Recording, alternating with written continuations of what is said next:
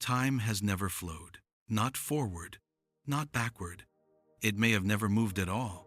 What you are feeling right now, this sense that a moment is replacing the one before it, might not be time itself. It could be something else entirely, something your mind is doing very quietly, very efficiently, so well that you never notice the gaps. Because what if time is not a river? What if it doesn't move? What if it only blinks? A frame appears, then nothing, then another frame, and in between those two moments there is no past, no future, no duration at all, just absence. We grow up believing time flows because everything around us seems to change. The sky darkens, the body ages, clocks tick, calendars fill. But none of those things actually prove that time itself is moving. They only prove that change exists. And change is not the same thing as flow. A movie feels continuous, yet it is nothing more than still images flashed fast enough to trick the eye. If you slow it down, frame by frame, the motion disappears. What remains is a series of frozen moments, separated by darkness. Now imagine something unsettling. What if reality works the same way? What if the universe is not evolving smoothly, but refreshing itself moment by moment, like a cosmic screen blinking on and off? What if existence is not a stream, but a sequence of snapshots? And what if the smoothness you feel is not a property of the universe, but a construction inside your mind? That thought alone is enough to make the ground feel less solid. Because if time is blinking, not flowing, then something very strange follows. There must be something between the blinks, and that something might be nothing at all. Physicists have long suspected that there may be a smallest possible unit of time, a limit beyond which the idea of shorter stops making sense. Below that scale, time may not divide smoothly anymore. It may stop behaving like a line and start behaving like steps, not continuous, but discrete. Moments that exist and then do not. If that is true, then the present moment is not a stretch. It is not a duration. It is a razor-thin slice, so thin that it may not even qualify as now in the way we imagine it. By the time you notice it, it is already gone, which raises a quiet but disturbing question. If the universe only exists in these tiny flashes, why does it feel like time is flowing? Why does your experience feel smooth, uninterrupted, alive? The answer may have nothing to do with time itself. It may have everything to do with you. Your brain does not experience reality directly. It stitches it together. It takes fragments, sensory data, memory, expectation, and merges them into a single, seamless story. It fills gaps without asking permission. It hates discontinuity. It smooths rough edges. It creates motion where none exists, just like a film projector. And if that is true, then what you call the flow of time may be the result of a deeper illusion, one so convincing that you never question it. But illusions only work when you don't look too closely. So let's look. If time were truly continuous, then every instant would bleed naturally into the next. There would be no breaks, no resets, no gaps. But if time is quantized, if it ticks in indivisible units, then between those units, time does not exist. Not slowed, not paused, absent. And here is where the conflict sharpens. Because if there is no time between two moments, then nothing can happen there. No movement, no change, no awareness, which means that your experience of continuity cannot be coming from the universe. It must be coming from consciousness, and that changes everything, because consciousness is not passive, it is active. It selects, it organizes, it connects, it glues moments together, and calls the result now when tested. In other words, time may not be something you move through. It may be something your mind is constantly rebuilding. And if that idea unsettles you, good. That unease is the point where perception begins to crack. Now, before we go any further, Pause with me for just a moment. If this idea already feels different, if something in you feels curious, unsettled, or quietly awake, then take a second to support this space. You're listening to Whispers of the Universe. If this exploration resonates with you, make sure to like this video, share it with someone who enjoys quiet questions like these, and subscribe to the channel. It helps keep this place alive, and it allows more of these long, slow journeys into the unknown to exist. Now, let's continue. If time does not flow, then the universe is not a process. It is a sequence. Existence is not something that unfolds. It is something that reappears again and again and again. Each moment complete, whole, self-contained, and yet you remember what came before. You anticipate what comes next. You feel duration. So where does that feeling come from? Memory. Memory is the quiet architect of time. Without memory, there is no before. Without anticipation, there is no after. The present alone is insufficient to create a sense of flow. It is memory that links moments together. It is expectation that stretches them forward. Take memory away, as in deep sleep, anesthesia, or unconsciousness, and time disappears completely. Hours vanish without texture. Duration collapses into nothing. You do not experience time passing. You experience time reconstructed afterward, which suggests something subtle and profound. Time may not be an external dimension you travel through. It may be an internal narrative you assemble, and narratives do not require continuity. They only require connection. This is why dreams feel timeless. This is why a single moment of fear can feel endless, while years can disappear in routine. This is why trauma fragments time and meditation dissolves it. The brain is not measuring time. It is manufacturing it, which brings us back to the blinking universe. If reality refreshes itself in discrete instants, then consciousness may be the mechanism that hides that fact from you. It may be the glue that fills the void between moments so effectively that you never notice the void exists. Until you slow down, until you stop chasing the next moment, until you listen closely enough to sense the silence between thoughts. Because even your thoughts do not flow. They arrive, they vanish, they are replaced. And between them, there is something eerily similar to what we've been describing. A gap, a blank, a moment where nothing is happening yet you are still here, still aware, still present.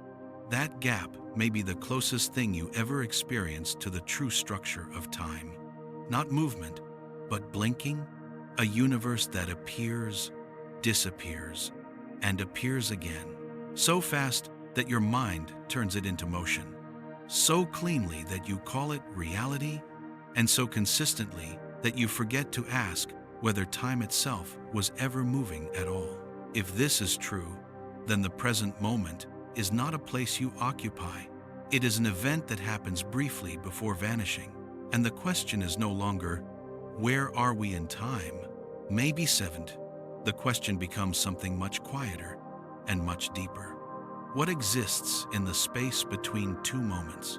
Because if time is not flowing and moments are not connected, then something else must be doing the connecting. And whatever that is, will take us far beyond clocks, calendars, and equations. It will take us directly into the nature of awareness itself.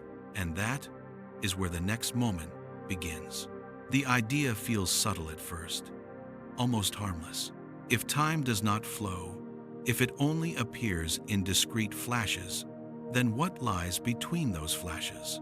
Not the next moment, not the previous one, but something else, or perhaps nothing at all. When we imagine time, we instinctively imagine continuity, a line, a ribbon, a smooth surface stretching endlessly forward. Even when we speak about moments, we secretly imagine them touching each other, edge to edge, like tiles on a floor. But what if that picture is wrong? What if moments do not touch? What if each moment exists in isolation, complete, self-contained, and then vanishes entirely before the next one appears? If that were true, then the most important part of reality would not be the moments themselves. It would be the gaps. And gaps are unsettling because they resist description. A moment can be named, measured, remembered. A gap cannot. A gap has no duration, no events, no witnesses. It is not even empty, because emptiness still exists. This would be something closer to absence itself. Understand how strange this is? Try to notice something simple. Right now, as you listen, you believe this moment is connected to the one before it, but you never actually experience the connection. You only experience the results of it. Memory tells you what just happened. Anticipation suggests what might come next. The link itself is invisible. You never feel the bridge. You only stand on what feels like solid ground. But what if the bridge is an illusion? In physics, there is a growing discomfort with the idea of smoothness. At the deepest scales we can theorize, nature begins to resist being divided endlessly. Space appears to have a smallest meaningful unit. Energy jumps instead of sliding. And time, if it behaves like the rest of reality, may also come in indivisible steps. Not smaller moments inside moments, but indivisible instants. Below that scale, the question, how much time passed, may simply stop making sense. If that is true, then time does not stretch continuously between events. It switches states, on, off, on again, and between on states, there is no off time to experience, which creates a paradox. Because if there is no time between moments, then nothing can exist there. No process, no motion, no waiting. And yet, you are here, aware, reading. So where are you exactly? Your intuition wants to say, I'm in the present, is presence. But what is the present? If moments do not connect, the present, as we imagine it, is already too thick. It assumes duration, it assumes extension. But if reality only exists in flashes, then the present is not a span, it is a point so thin it cannot contain experience by itself, which suggests something deeply counterintuitive. Experience may not occur inside moments. It may occur in how moments are arranged. Consider a flipbook. Each page contains a complete image, but motion does not live on any single page. Motion emerges only when pages are flipped in sequence and interpreted together. The motion is not on the pages. It is in the interpretation, and interpretation requires a system that can hold multiple pages at once, even if only briefly. Your mind does exactly that. It retains traces, it overlaps impressions, it blends the just past with the just arriving, and in doing so, it manufactures continuity where none may exist objectively. This is not speculation about mysticism. This is how perception works. Your senses do not stream reality in real time. They sample it, they update, they refresh. And your brain fills the gaps so seamlessly that you never notice the stitching, which raises a quiet but unsettling possibility. The smooth flow of time may be nothing more than the brain's solution to a fundamentally discontinuous universe. The universe may blink, your mind smooths, and the gap between blinks, the place where nothing exists, is hidden from you by design, because nothingness is not useful for survival. Imagine if you could perceive the gaps directly. Imagine being aware of moments simply disappearing, not transitioning, not fading, but ceasing entirely before the next one begins. There would be no sense of stability, no reliable cause and effect, no story. You could not function. So the brain does what it always does. It protects you from raw reality by constructing a usable one. But sometimes, when things slow down, when attention becomes very quiet, something leaks through. Think about the moment just before falling asleep. Thoughts do not fade smoothly. They stop, then another appears, then another. Sometimes there is a pause so clean you cannot say what happened inside it. You do not remember time passing there. You remember absence. That absence is not sleep yet, and it is not wakefulness either. It is something in between, and that in between feels eerily similar to what we are describing. A gap without duration. A place where nothing happens yet awareness has not fully turned off. This suggests something important. Gaps are not just theoretical. You brush against them every night, but because they contain no events, they leave no memory. You cannot recall a gap. You can only notice its edges, which makes them easy to ignore. But ignoring them does not make them unreal.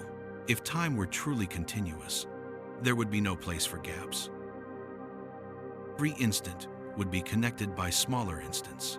There would always be something happening, even if infinitesimally small. But a blinking universe offers no such comfort. It says, existence appears, then disappears, completely, before appearing again. No bridge, no transition, just presence, then absence, then presence again. And if that is the case, then something extraordinary must be happening inside you. Because you do not experience absence, you experience continuity, which means continuity is being created, not by the universe, by consciousness. Consciousness may be the mechanism that stretches isolated instants into a felt duration. It may be the process that overlays memory onto perception so tightly that moments seem glued together. In this sense, consciousness is not inside time. Time is inside consciousness. And that reverses everything we normally assume.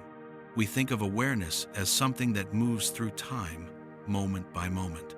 But if moments do not connect on their own, then awareness is what creates the illusion of movement in the first place.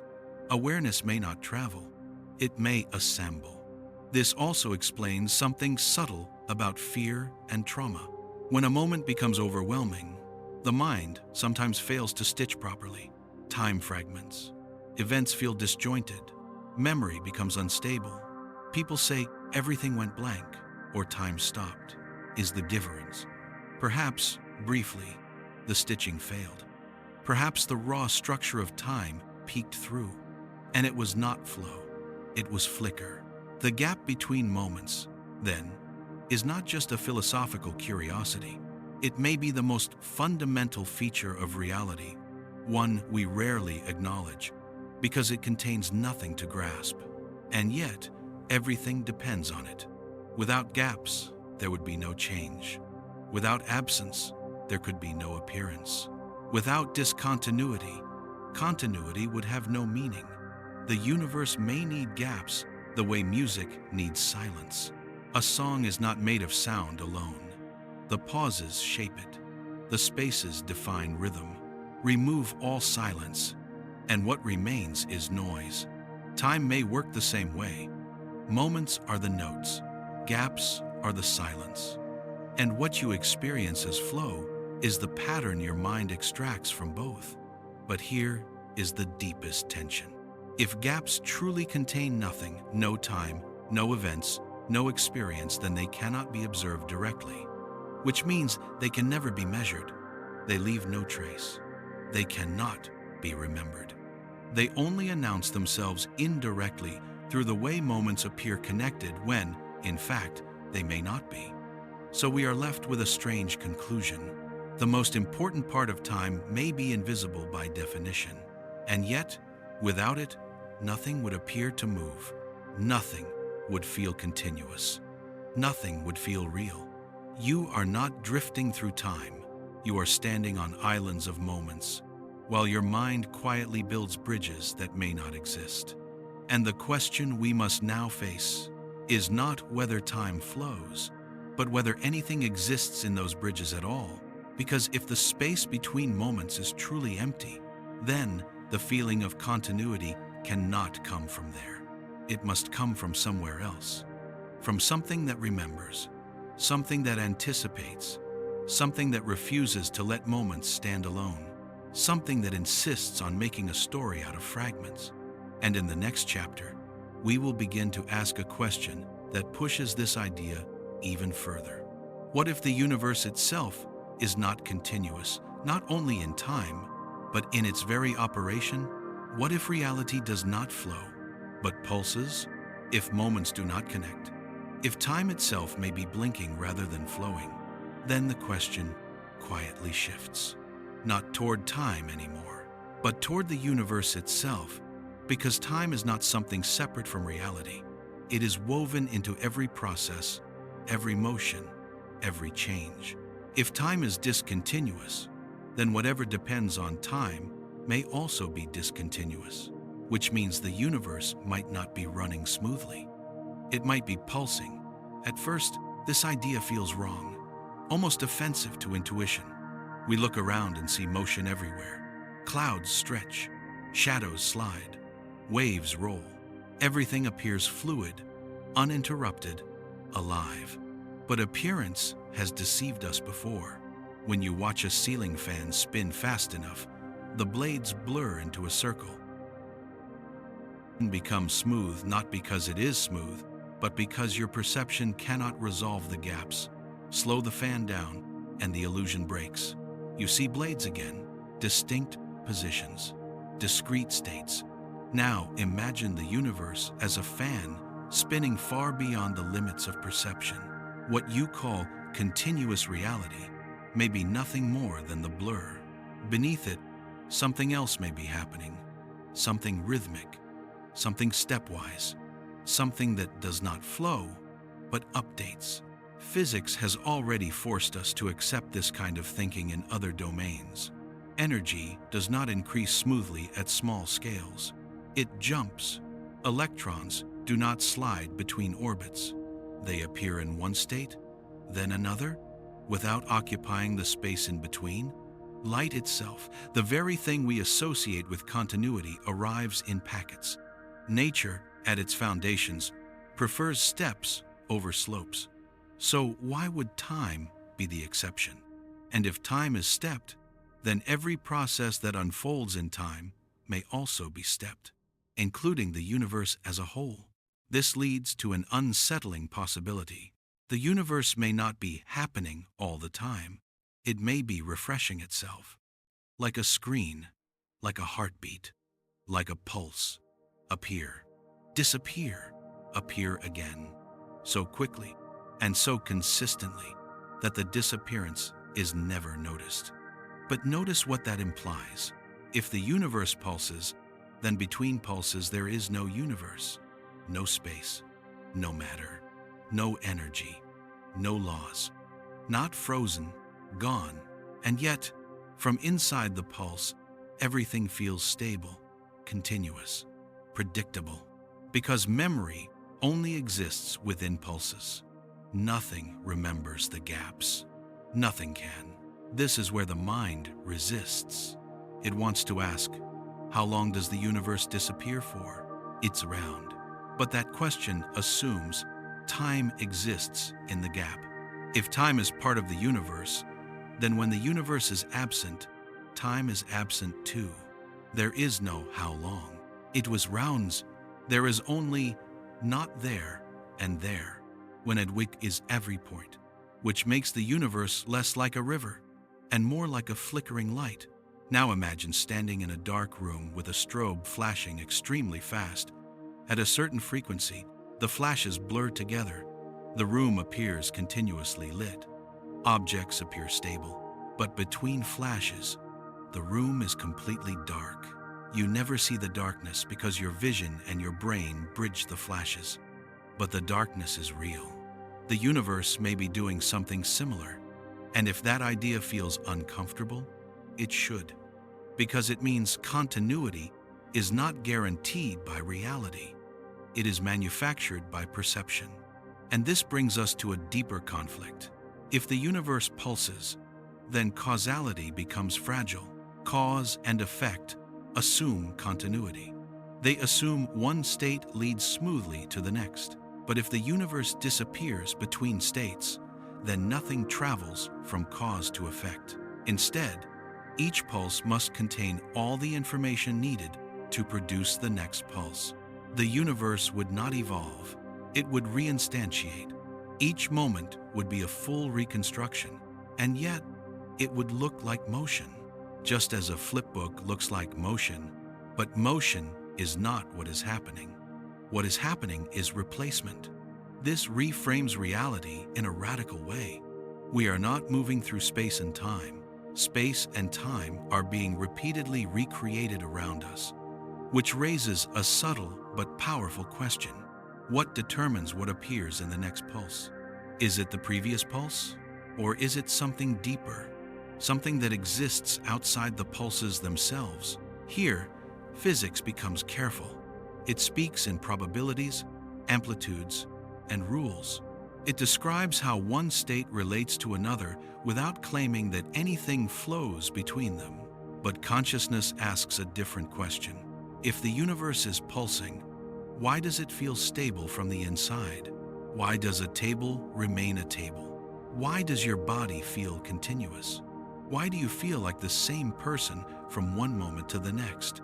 The answer may be simpler and stranger than we expect, because stability does not require continuity. It only requires consistency. If each pulse recreates the universe with nearly the same configuration as the last, then change can be incremental, even without flow. A tiny adjustment per pulse is enough to create the illusion of smooth evolution, and memory does the rest. Memory stitches pulses into a narrative. Tells you, this came from that. When has Tilfrud, it tells you, I was here before. And it tells you, time passed, it's est. But memory is not proof. It is reconstruction. Consider this carefully. If the universe were replaced entirely, every moment rebuilt from scratch, you would never know, as long as the new version contained your memories, your environment, and your sense of continuity. From the inside, replacement is indistinguishable from persistence, which leads to an unsettling thought. You may not be persisting through time. You may be recurring again and again and again.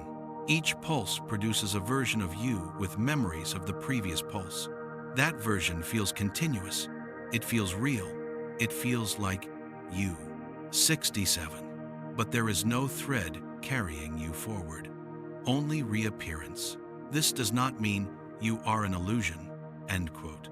It means identity may be episodic, a sequence of self-consistent snapshots, rather than a single object traveling through time.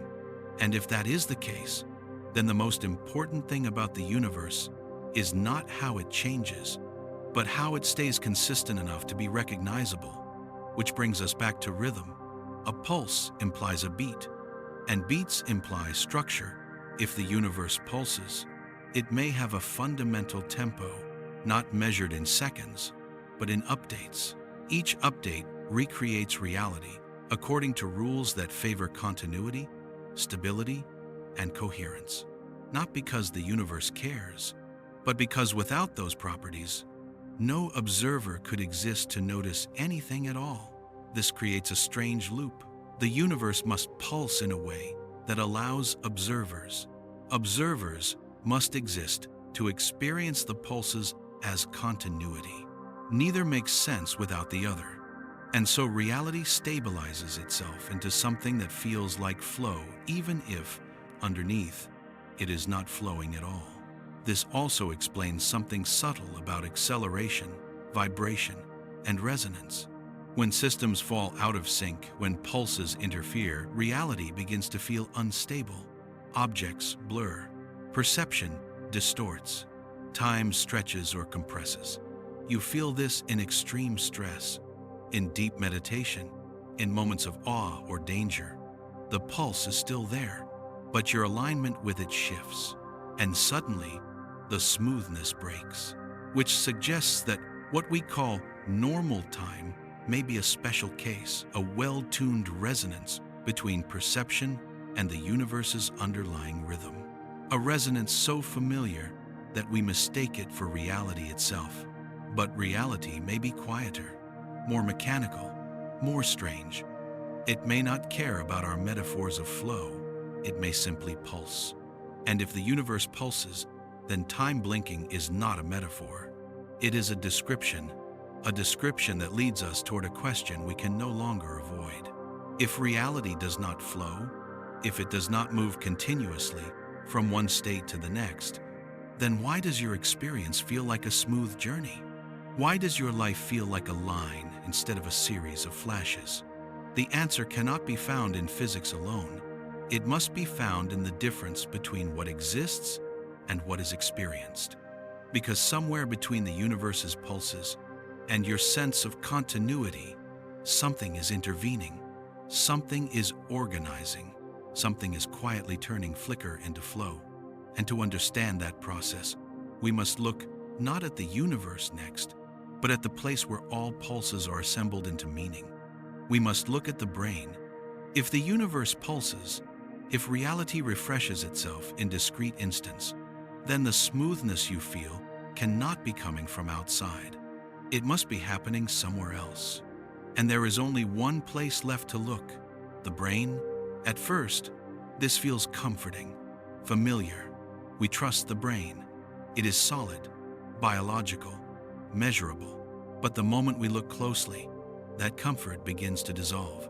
Because the brain does not experience time the way we think it does. It does not observe a continuous stream. It samples. Your senses do not deliver a constant feed of reality. They deliver bursts, signals, updates, electrical spikes, separated by silence. Even your vision, which feels effortlessly smooth, is constructed from rapid snapshots, stitched together after the fact. You are not seeing the world. You are seeing a reconstruction, and reconstructions require editing. The brain is not a window. It is a studio. Neurons fire, then they stop. They fire again. There is no continuous signal flowing endlessly through your nervous system. There are pulses, gaps, pauses so brief you never notice them, but pauses nonetheless. Between one neural firing and the next, nothing is happening. No signal, no information, no experience.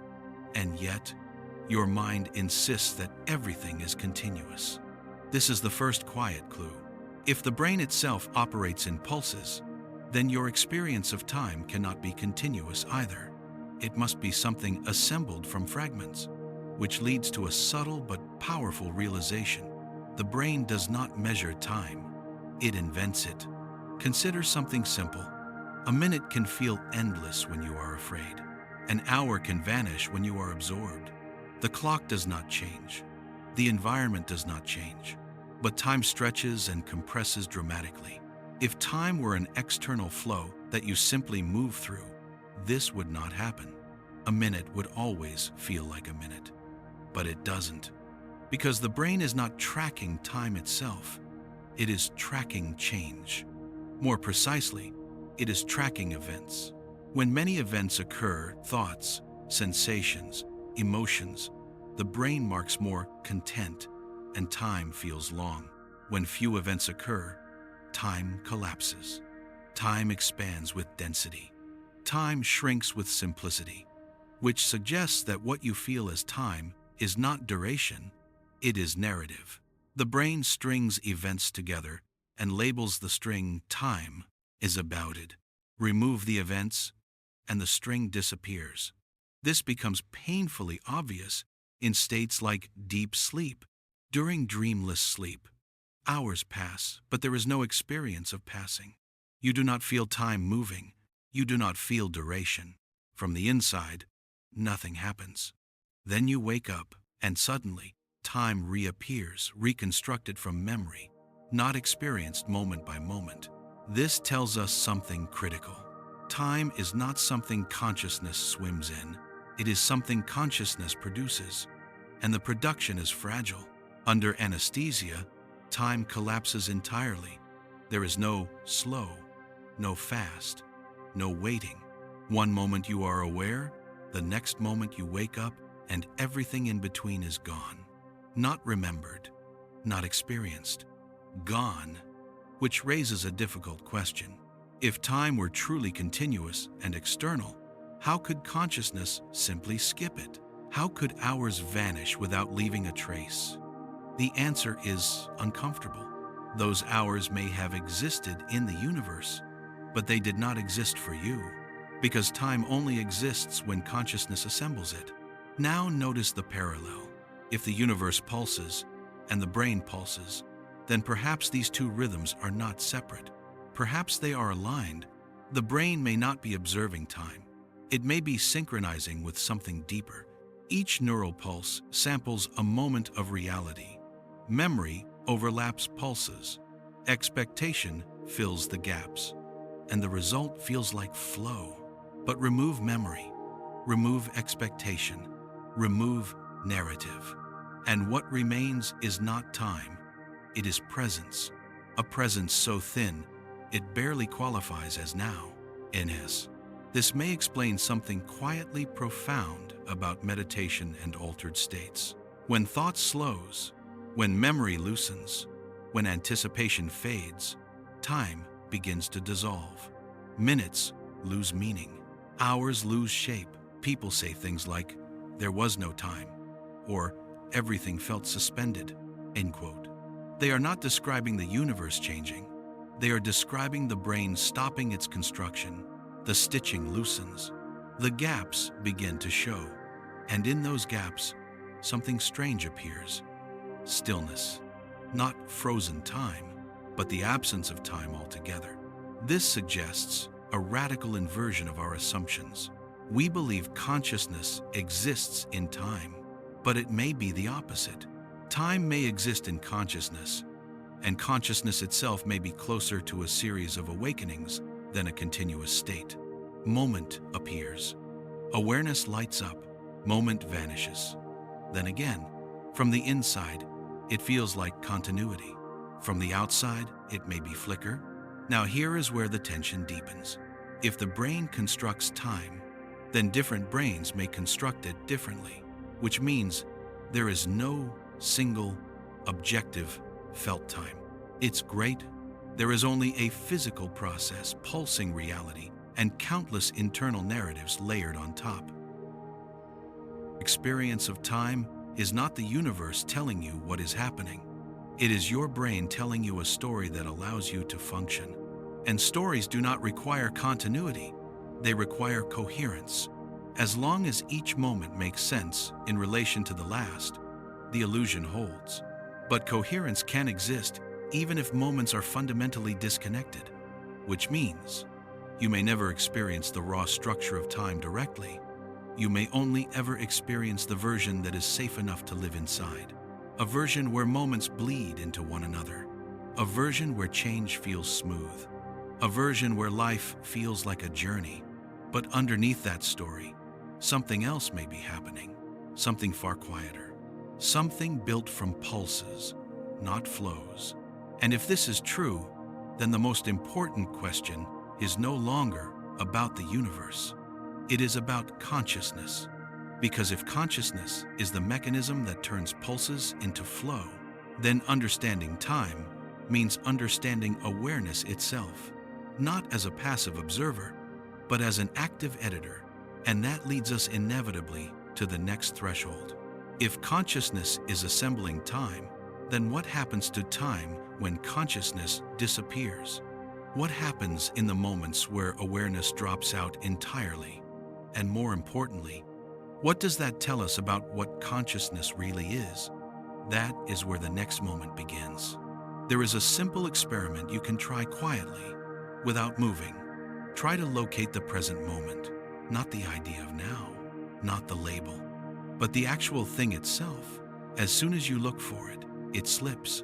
What you call now is already a memory by the time you notice it. The sound you just heard is already gone. The word you just processed belongs to the past. Even the sensation of your breath is slightly delayed. The present does not stay. It does not linger. It collapses. And yet, you feel continuity. You feel as if you are moving through a stable timeline, carrying yourself from one moment to the next. That feeling is so convincing that you rarely question it. But that feeling may not be coming from time at all. It may be coming from memory.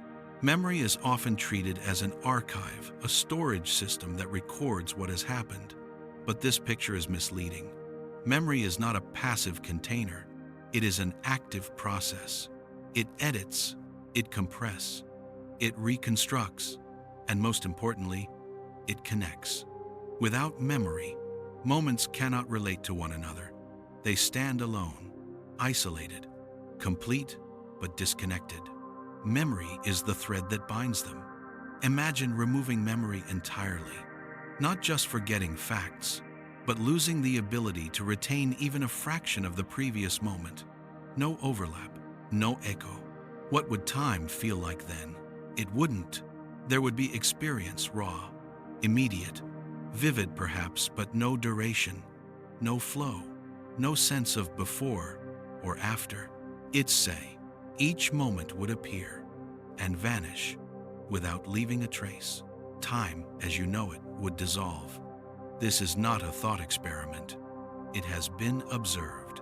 In certain neurological conditions where short-term memory fails, patients can remain conscious, responsive, and aware, yet they cannot form a continuous sense of time. Every moment feels strangely new. Conversations reset. Familiarity evaporates. The world does not flow. It flickers, which tells us something crucial. Time is not experienced directly. It is inferred. The brain infers time by comparing the present with retained traces of the immediate past. When those traces exist, a sequence forms.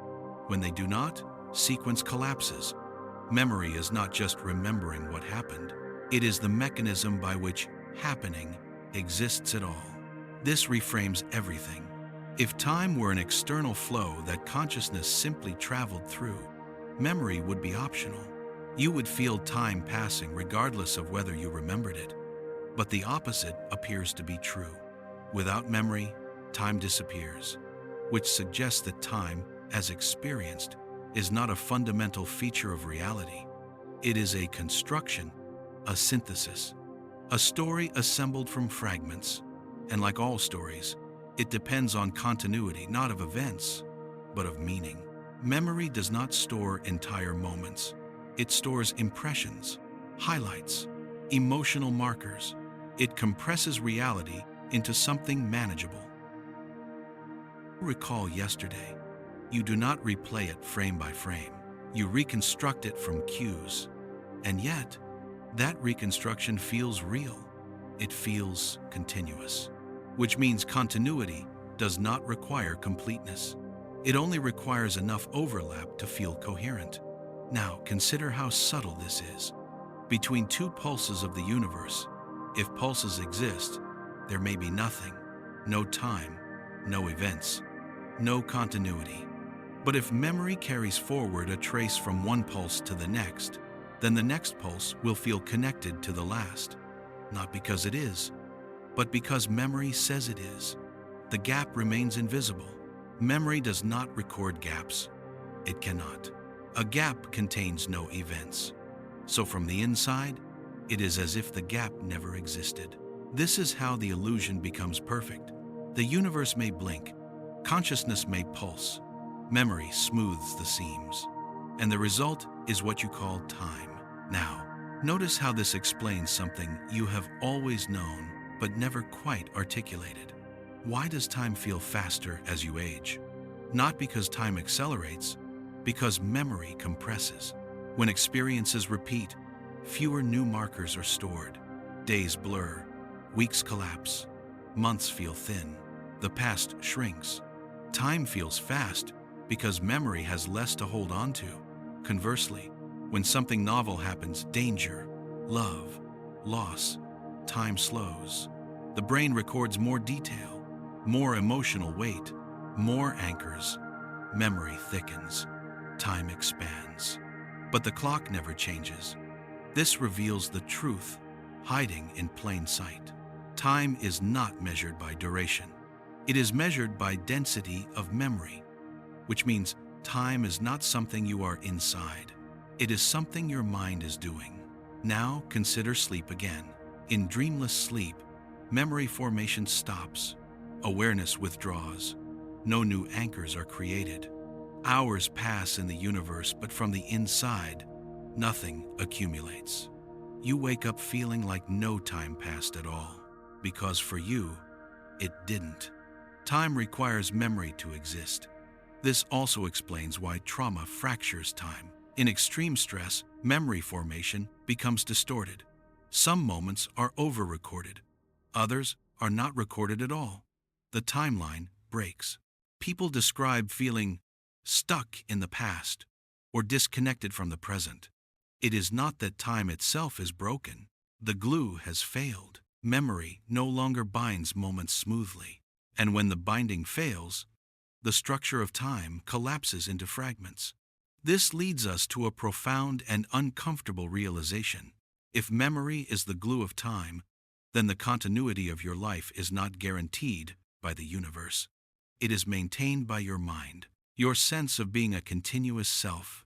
The feeling that you existed yesterday and will exist tomorrow depends on memory stitching moments together into a single narrative. Without that stitching, identity would fragment. You would still exist moment by moment, but not as a continuous person. You would be a series of appearances. Which brings us back to blinking. If the universe appears in discrete flashes, and memory connects those flashes into a narrative, then your life may not be a journey through time. It may be a sequence of reconstructions. Each moment is complete. Each moment contains memory of the last. Each moment feels like continuation, but there is no thread traveling forward. Only repetition, only renewal, only appearance after appearance, glued together by recollection. And here is where the tension sharpens. Memory itself is not perfect. It fades, it distorts, it lies, which means the glue weakens over time. And when it does, time itself begins to behave strangely. Moments feel disconnected. The past feels unreal. The future feels abstract. The present feels thin. This is not because reality changed. It is because the narrative is fraying. Time is not breaking. The story is. And if time is a story assembled by memory, then there is something deeply fragile about it. Stories can be rewritten. They can be interrupted. They can end. Which leads us to a quiet but unsettling question. If memory is what makes time feel real, what happens in moments where memory fails entirely? Not sleep, not distraction, but complete absence. Moments where consciousness is not recording anything at all. Moments that leave no trace. Do those moments exist for you, or do they simply not count? Because if they do not count, then your life is not continuous. It is edited, cut, jumped forward. And that means the timeline you believe you inhabit may be far less complete than you imagine. Large portions of existence may simply vanish from your experience, not because they did not occur, but because memory was not there to glue them into the story. Which raises the next unavoidable question. If memory creates time, and memory depends on consciousness, then what is consciousness itself? Is it continuous? Or is it also blinking? That is the direction we must move next. Because once we begin to suspect that awareness itself may be episodic, not constant, not flowing, the entire structure of reality begins to loosen. And somewhere beyond memory, beyond narrative, beyond time as you know it, there may be something else entirely. Something that does not move. Something that does not blink. Something that simply is. And that is where the next moment opens. There is a quiet assumption hiding beneath everything we have explored so far. An assumption so natural that it almost never gets questioned. That assumption is this: time feels the way it does, because time is the way it does. But what if that is backwards? What if time does not feel real because it is real, but because your biology requires it to feel that way? What if time, as you experience it, is not a feature of the universe at all, but a survival interface? Every living organism exists inside change. Temperature shifts, light fades, threats appear, food disappears. To survive, a system must detect patterns, anticipate outcomes, and remember consequences. But none of that requires time as a flowing substance. It only requires sequencing. Before, after, cause, effect. And the brain is exceptionally good at building those sequences, not because the universe hands them over neatly, but because without them, survival collapses. Imagine an organism that could not order events, one that experienced sensations without knowing which came first, pain without cause, movement without intention, memory without direction. It would not last. So the brain does something extraordinary. It imposes order. It takes pulses of sensation and arranges them into a story with direction. It marks some states as past, others as present, and imagines a future to guide action. This story feels like time, but the story is not the thing itself. And biology is full of stories that feel real because they are useful. Color is not in the world, it is constructed by the brain. Sound is not in the air, it is interpretation of pressure waves. Even solidity is mostly empty space, translated into resistance by neural systems. Time may belong to the same category, a useful illusion. Not a deception, but a translation.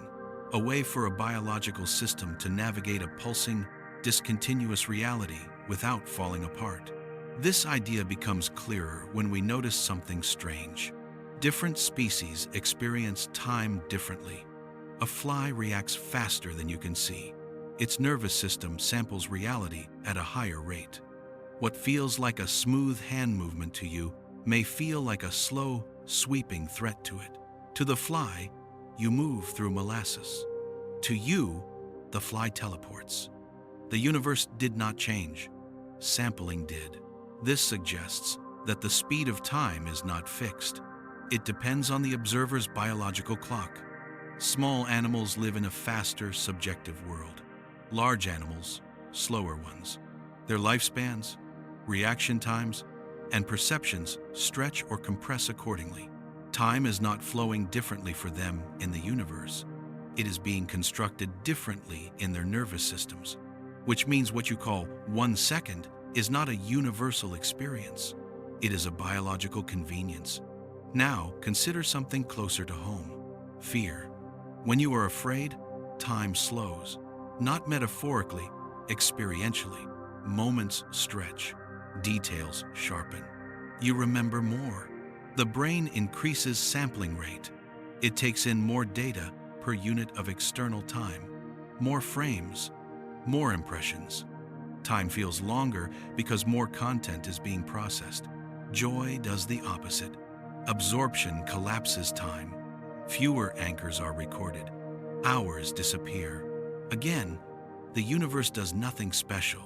Biology changes the experience, which suggests that time, as you feel it, is adjustable, programmable, dependent on internal state. And if something is adjustable, it is not fundamental. It is interface level. This brings us back to blinking. If the universe appears in discrete pulses, then a biological system must decide how often to sample those pulses. Too slow, and you miss threats. Too fast, and you drown in noise. So evolution tunes perception to a sweet spot, a rate that feels continuous, a rate that feels safe, a rate that produces the illusion of flow. The illusion is not a flaw, it is a feature. But like all features, it can break. Extreme fatigue, psychedelic states, deep meditation, trauma, sensory deprivation. In these conditions, the brain's timing mechanisms loosen. Sampling rates change. The stitching falters. People report strange things. Moments feel disconnected. Time feels jumpy. Reality feels like frames instead of flow. They struggle to describe it because language assumes continuity. But the experience is unmistakable. Something about time changes not in the universe, but in the observer. This suggests that time is not a single thing. There is physical ordering, the structure that allows states to relate. And there is experienced time, the story the brain tells about that structure. We confuse the two. We assume the story is the structure, but stories are compressions. They leave things out. They hide gaps. And perhaps the biggest thing they hide is absence. A blinking universe would be impossible to live inside if perceived directly. The repeated vanishing of reality would be terrifying, unusable. So biology edits it out. Just as it edits out the blind spot in your vision, just as it edits out the constant hum of your nervous system, just as it edits out the fact that you are mostly empty space, the brain is a master editor. And time may be one of its most impressive edits. Now consider the implication. If time is a biological illusion, not in the sense of being false, but in the sense of being constructed, then there may be no single now shared by all observers. There may be many. Each organism may inhabit its own version of time, synchronized just enough with others to allow interaction. Not because time itself synchronizes them, but because physics constrains the possible sequences strongly enough that stories align. This would explain why coordination is possible without shared experience, why you and another person agree on what happened. Even though your internal experiences of duration differ wildly, you are not sharing time. You are sharing structure, and structure does not require flow. It requires consistency, which brings us to a deeper tension.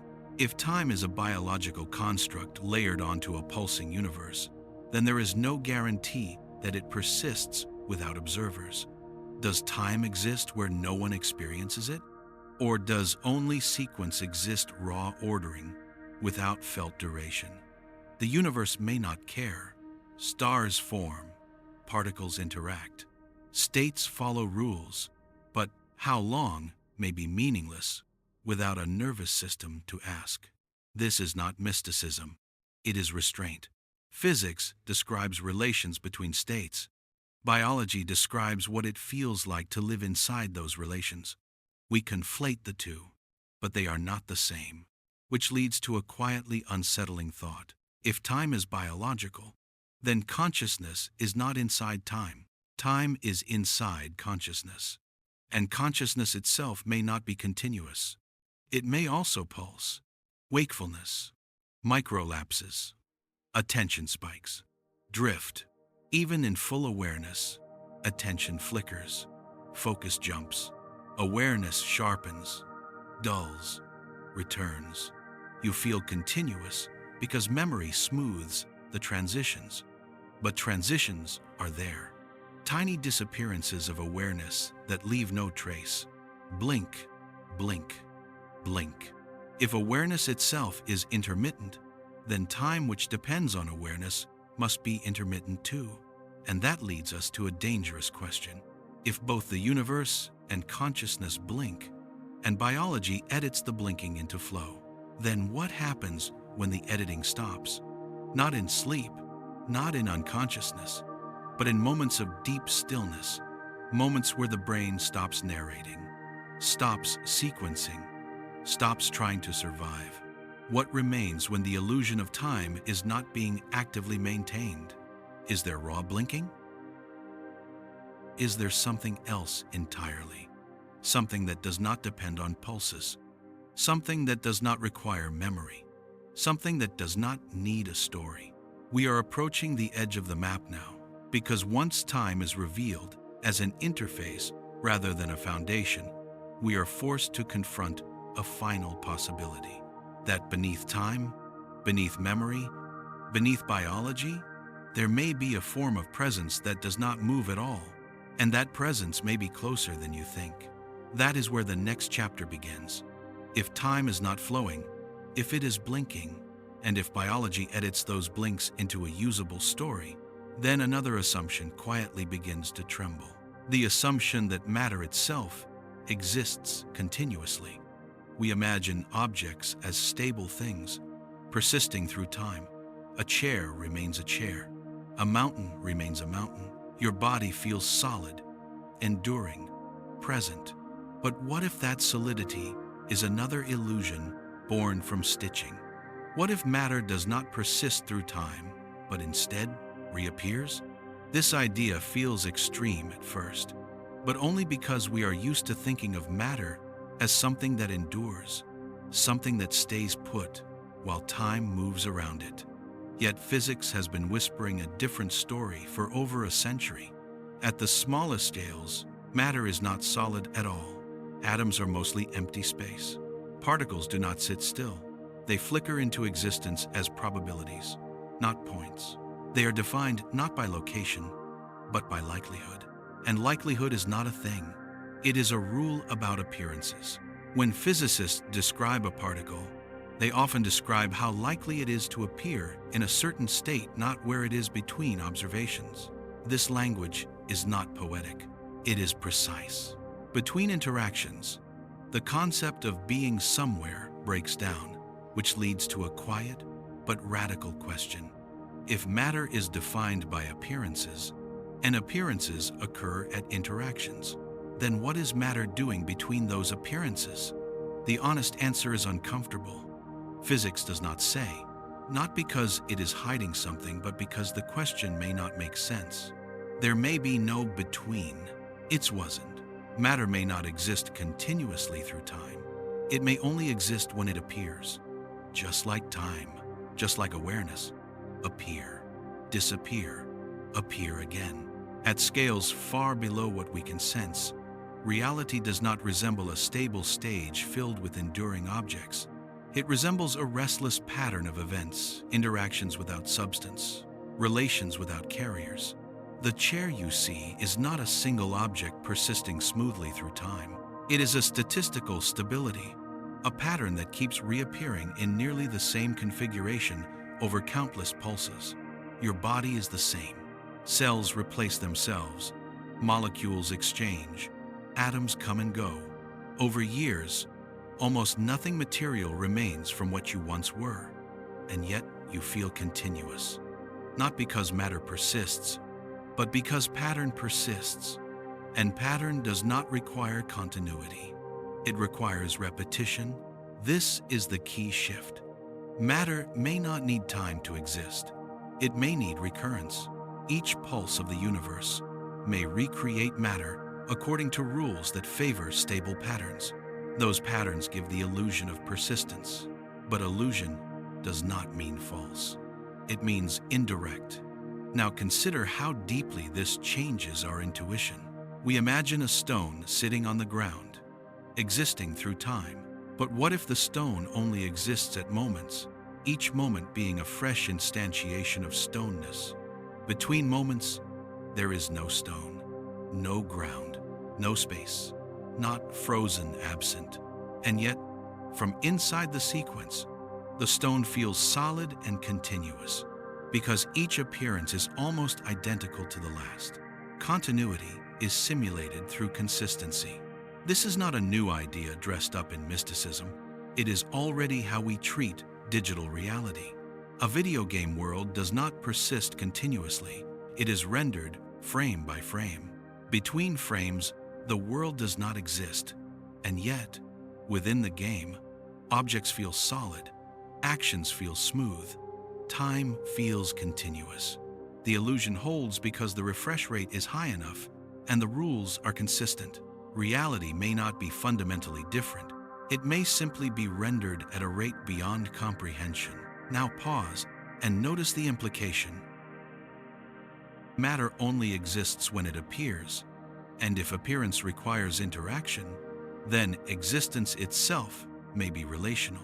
Things may not exist on their own. They may exist only when something happens. This would explain why observation plays such a strange role in physics, not because consciousness creates reality, but because reality is defined by events, not objects. Events are not continuous. They occur, and then they are gone. Which brings us back to blinking. A universe built from events does not flow. It updates. It does not carry objects forward in time. It reinstantiates relations according to rules. Each update contains a complete configuration, not a continuation, a replacement. And that raises an unsettling possibility. Nothing in the universe may actually move. Movement may be another illusion born from comparing one configuration to the next. What you call motion may be the difference between appearances, not a thing traveling through space, but a pattern changing across pulses. A hand moves not because the hand travels through time, but because each pulse places the hand in a slightly different configuration. You perceive motion because memory overlaps the frames. Remove memory, and motion collapses into stills, which means matter does not need time to move. It needs sequence, and sequence does not require duration. It requires order. This reframes one of the deepest assumptions we carry. We believe time is the container in which matter exists, but it may be the opposite. Matter and time may both be emergent consequences of deeper rules that generate ordered appearances, and those appearances may not be continuous. They may be discrete. Now consider how this affects identity. Your body feels like a stable object, moving through time. But if matter is being reinstantiated every moment, then your body is not persisting. It is recurring. And if memory is also recurring, then you may not be a thing that endures. You may be a pattern that keeps reappearing again and again and again. Each instance contains memory of the last, creating the feeling of continuity. But there is no single object traveling forward, only a series of recreations that are similar enough to be mistaken for persistence. This idea is unsettling because it threatens the notion of survival. We want to believe we endure, but perhaps endurance is not the right concept. Perhaps stability is. A flame does not persist as a thing. It is a process, a pattern sustained by constant renewal. Remove the fuel, and the flame vanishes instantly. You do not ask where the flame went. You know it was never a thing. It was an event repeated over time. What if matter is closer to flame than stone? What if everything solid is actually a very slow-burning process? So slow and so consistent that it feels like an object. If this is true, then the universe is not filled with things. It is filled with habits, rules that generate similar appearances again and again. Time is not what allows these habits to exist. The habits create the appearance of time, which means we may be asking the wrong questions. Instead of asking, how does matter exist through time? Yumes, we should ask, how does consistency arise in a blinking universe? End quote. Because consistency is the real mystery. Why do patterns repeat? Why does the universe bother to recreate the same structures over and over instead of collapsing into randomness? Physics answers this with laws, but laws themselves are patterns, descriptions of regularity, not explanations of why regularity exists at all. So we are left with a deeper tension. If matter, time, and motion are all emergent from something more fundamental, then what is fundamental? What exists when nothing appears? What remains in the gap between pulses? Because if nothing exists there, then reality is built entirely from appearances, and appearances require a context, a rule set, a framework that does not blink, something that holds the pattern steady while everything else flickers. This brings us to the edge of the inquiry. We have stripped time of flow. We have stripped matter of persistence. We have stripped motion of movement. All that remains is structure, order without duration, rules without carriers. Leads us inevitably toward a question that is difficult to articulate without language breaking down. Is there something beneath time and matter that does not appear and disappear? Something that does not blink? Something that does not need memory to feel continuous? Something that simply is? We are not ready to answer that yet, but we are getting closer. Because before we can ask what lies beneath everything, we must first understand how deeply our sense of self is tied to this illusion of persistence. And that means we must turn inward again, toward identity, toward the feeling of I and 14, toward the quiet assumption that you have been the same entity all along. Because if matter does not persist, and time does not flow, then the self may not be what it feels like either. That is where the next moment opens. There is a phrase we use without thinking: the present moment is well, end quote. It sounds solid, spacious, like something you can stand inside, but when you try to touch it, really touch it, it vanishes. The present does not stay long enough to be held.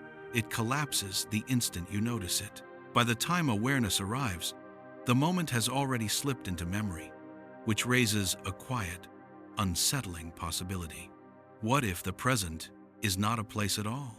What if it is too thin to exist? We assume there is a now, stretching slightly backward and forward, a small window where experience happens. But this assumption comes from intuition, not observation. When examined closely, the present shrinks until it becomes almost nothing. Not a span, a boundary. And boundaries are strange things. They separate, but they do not contain. If time is built from discrete moments, then the present is not a duration between past and future. It is the edge where one moment replaces another, a knife edge, and knife edges cannot hold experience. So how do you experience anything at all? The answer, once again, points inward. Experience does not happen in the present. It happens in overlap. Your awareness is never located at a single instant. It straddles, it blends, it borrows from memory and anticipation simultaneously. What feels like Zemley now is actually a composite, a mental construction spanning multiple instants. The present you feel is already an artifact, a manufactured thickness added to something that may be infinitely thin. This explains why trying to stay in the present feels so slippery. Meditation teachers speak of it as if it were a place, but the closer you look, the more it dissolves. Thoughts stop, sensations sharpen, and suddenly, there is no time at all, just presence without duration. People often describe this state as timeless.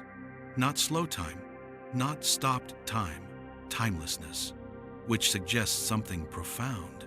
Time is not what remains when you remove thought. It is what disappears. If the present were truly real as a span, it would persist regardless of attention. But attention dissolves it. Silence reveals its absence. This tells us that the present moment may be an illusion of resolution, the brain's way of hiding the fact that there is no stable now to inhabit. If reality is blinking, then each blink replaces the entire universe with a new configuration. There is no shared surface between moments, no overlap. The present, then, cannot exist objectively. It can only exist as a psychological buffer, a smoothing function, something that makes replacement feel like persistence. Think again of a digital screen. Between frames, the image disappears completely. There is no image between frames, yet you do not see darkness. You see continuity. Why? Because your perception holds the previous frame just long enough to blend it with the next. The present you experience may be exactly that, a blending zone, a perceptual artifact. Now consider what this means for your sense of being alive. We often say life happens in the present, that the present is where reality unfolds. But if the present is only a constructed overlap, then life is not occurring in a stable now. It's sudden. It is occurring in reconstruction. Each moment is assembled from fragments of what was and what is anticipated, which means life is always slightly out of time, never exactly where you think it is. This might explain something you have felt but never named, that subtle lag. Sense that you are always a fraction behind reality. You react after something happens. You notice after it occurs. You feel after the stimulus arrives. There is always a delay, which means consciousness is never synchronized perfectly with the universe. It is always catching up. If the present were thick enough to contain experience, this would not be the case. You would be exactly aligned with reality, but you are not. You are slightly late, always, which suggests that awareness does not occupy the present. it reconstructs it. This reconstruction requires memory. Even the most immediate sensation is already past by the time you register it. Your brain then labels that reconstructed signal as now in 24. The label is useful, but it is inaccurate. And once you see this, you cannot unsee it. The present becomes unstable, and with it, the idea of time as a place collapses. So where are you, really? If not in the present, and not in the past, and not yet in the future, where does experience occur? It may not occur in time at all. It may occur at the boundary where time is assembled. At the interface? This is a difficult idea to hold, because it removes the ground beneath our feet. We want to believe there is a moment we can stand on, a solid now, where existence feels anchored. But anchoring may be another illusion. The universe may not offer a stable surface, only updates. And the sense of grounding may come from the brain's ability to create coherence across updates. Now here is where the tension sharpens. If the present is too thin to exist, and if moments do not connect, and if continuity is constructed, then what happens to causality? Cause and effect assume a present that carries influence forward. But if each moment is a replacement rather than a continuation, then causes do not travel into the future. They are encoded. Each moment must contain within it the rules that determine the next moment. Causality becomes pattern-based, not time-based. The universe does not push itself forward. It restates itself with slight variations, and those variations follow rules, which means the universe does not remember the past. It reconstructs consistency. This is subtle but important. Memory belongs to minds. Consistency belongs to rules. The universe may not remember anything. It may simply obey constraints that make each new configuration resemble the last. From the inside, this resemblance feels like continuity. From the outside, it may be replacement. And this has a strange implication for the present. If the universe does not remember, then there is no objective now carrying the past forward. Each moment is fresh, new, complete. The present is not a bridge. It is a reset, which makes the present even thinner than we imagined. Not a place. A switch. On, off, on again. And yet, your experience feels full, rich, extended, because the brain refuses to let go of the last frame until the next one arrives. This refusal is what creates thickness. This refusal is what creates the illusion of a present. Now notice how closely this mirrors your own attention. Attention flickers. You focus.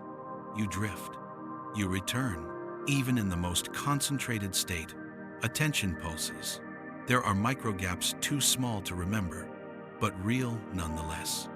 Between one moment of awareness and the next, something drops out. But because memory overlaps them, you feel continuous. Blink, blink, blink.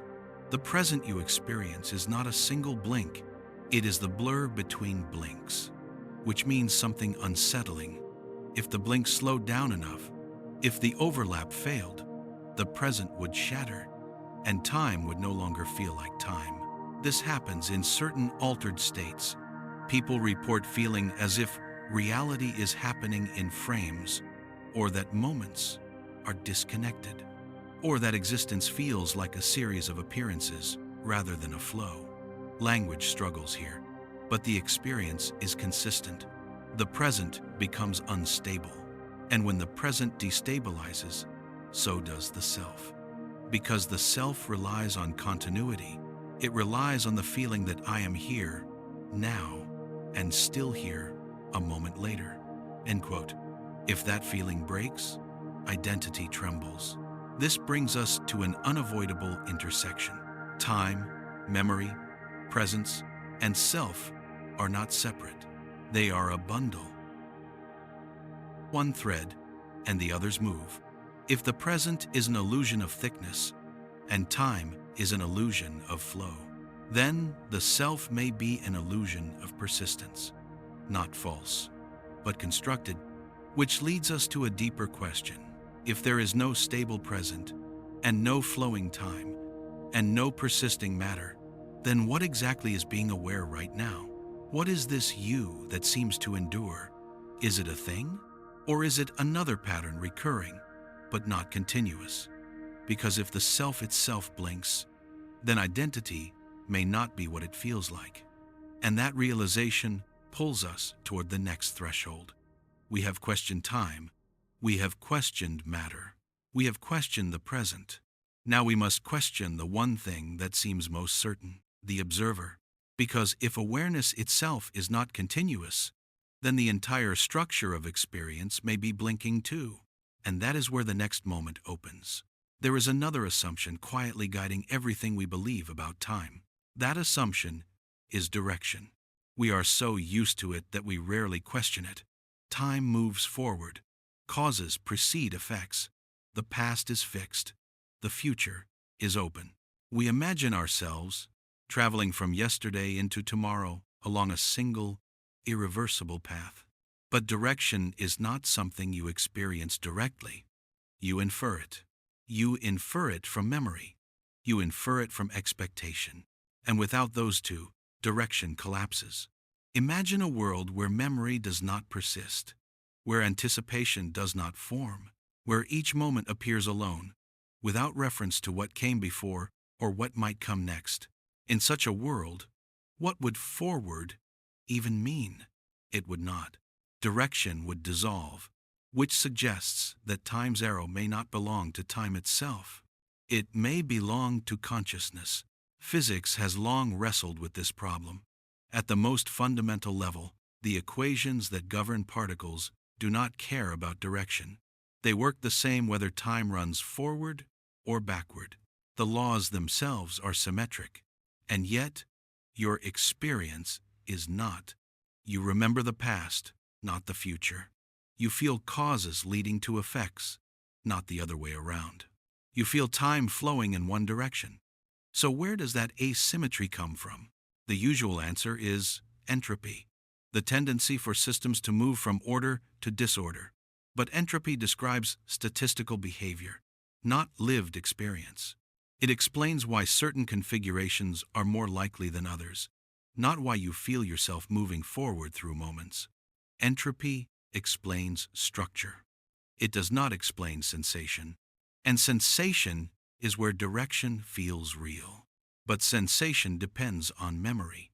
Memory only works in one direction. It records traces of what has already happened. It does not record traces of what has not happened yet. This alone is enough to create the arrow. If memory only points one way, then experience will follow. But notice what this implies. The direction of time may not be an external feature of the universe. It may be an internal feature of how memory accumulates. Which means time's arrow is not something you are inside. It is something you are doing. Consider this carefully. If the universe pulses appearing as complete configurations, one after another, then there is no built-in notion of forward. There is only sequence. Ordering without direction. One state follows another, but neither is inherently past or future. Those labels are applied later. By you. The moment you retain a trace of one state and compare it to another, direction appears. The state with the trace becomes past. The state without it becomes present. And the imagined state without either becomes future. It did it. Direction emerges from comparison, not from the universe. This explains something subtle but important. You never experience the future. You only experience anticipation. And anticipation is a present construction. Likewise, you never experience the past. You experience memory. And memory is also a present construction. Past and future do not exist as places you visit. They exist as contents of awareness now, which means the only place experience ever occurs is here, not as a present moment, but as an assembling point, a junction. And direction is imposed at that junction. Now, imagine removing memory. If memory disappeared entirely, direction would vanish. It would not feel like they are coming from anywhere or going to anywhere. They would simply appear. Without memory, there is no arrow. This is why certain altered states feel timeless, but also directionless. People report feeling suspended, or floating, or stuck, not because time stopped, but because direction dissolved. Nothing was leading anywhere, which suggests that direction is not fundamental, it is emergent, a byproduct of accumulation, and accumulation requires storage. Memory is storage. Without it, time has no arrow. This reframes the idea of moving forward in a radical way. You may not be traveling through time at all. Time may be reorganizing itself around what you remember. Each new moment contains traces of previous moments. Those traces give the illusion of progression. But the progression is not in the universe. It is in the record.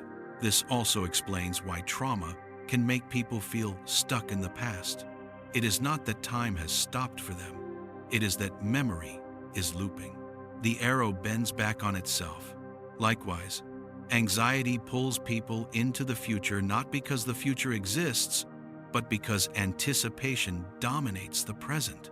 The arrow is not fixed. It is flexible, which means time does not flow forward. Your attention does. This creates a disturbing but elegant picture. Reality may not have a built-in timeline. It may simply produce states according to rules. And consciousness sorts those states into before and after based on what it can remember. In this view, the universe does not care about direction. Only observers do. This also helps explain why the idea of time reversal feels paradoxical. We imagine the universe running backward, but that image relies on memory being reversed as well. Without reversed memory, backward time would be indistinguishable from forward time. Direction requires perspective, and perspective requires limitation, which brings us back to blinking. If moments do not connect, and if direction is imposed after the fact, then the universe itself may not be going anywhere. It may simply be presenting configurations, again, and again, and again. Each configuration contains records, fossils, photons, memories that point toward other configurations. Those records create the appearance of history. But history may not be something that unfolded. It may be something that is encoded. Each moment contains a story about previous moments, and that story creates the arrow. This is deeply unsettling, because it suggests that the past is not something that exists behind you. It is something that exists inside the present, as information, as structure, as memory. Remove the information, and the past vanishes. Not fades, vanishes, which raises an uncomfortable question.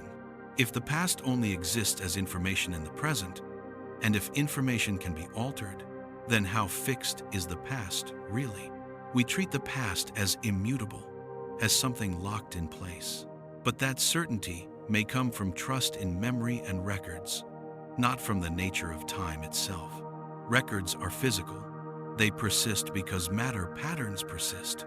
But if matter is also reinstantiated, then records are reinstantiated too. Consistency keeps them aligned. But alignment is not inevitability. It is rule following. This does not mean the past can be changed at will. It means the past may not exist as a separate realm at all, only as traces, which leads us to a subtle realization.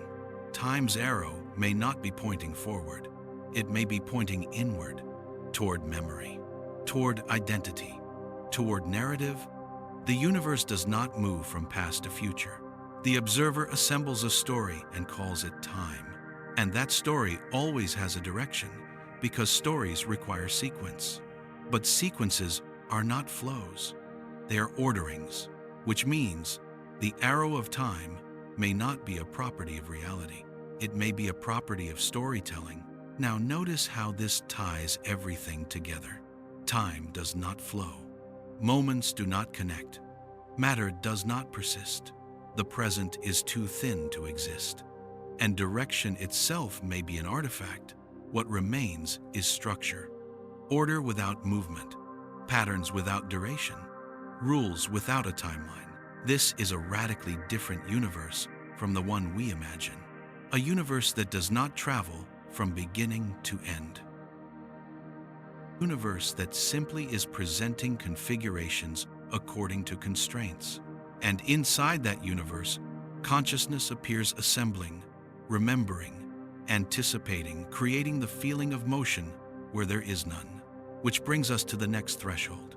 If time has no direction, and if direction is imposed by memory, then the sense of I was and I will be may also be imposed. Identity itself may depend on the arrow, and if the arrow dissolves, what happens to the self? That is the question we cannot avoid next.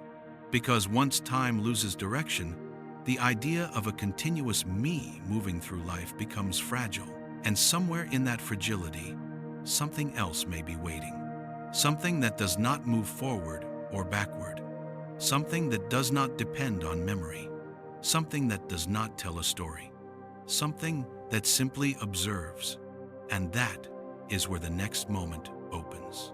If time has no direction, if moments do not connect, if reality appears as complete configurations rather than a flowing process, then there is a question that can no longer be postponed. Does the universe ever pause? Not slow down, not stretch, not feel suspended. Pause. We instinctively reject this idea. A pause suggests interruption. It suggests a background that continues while something stops.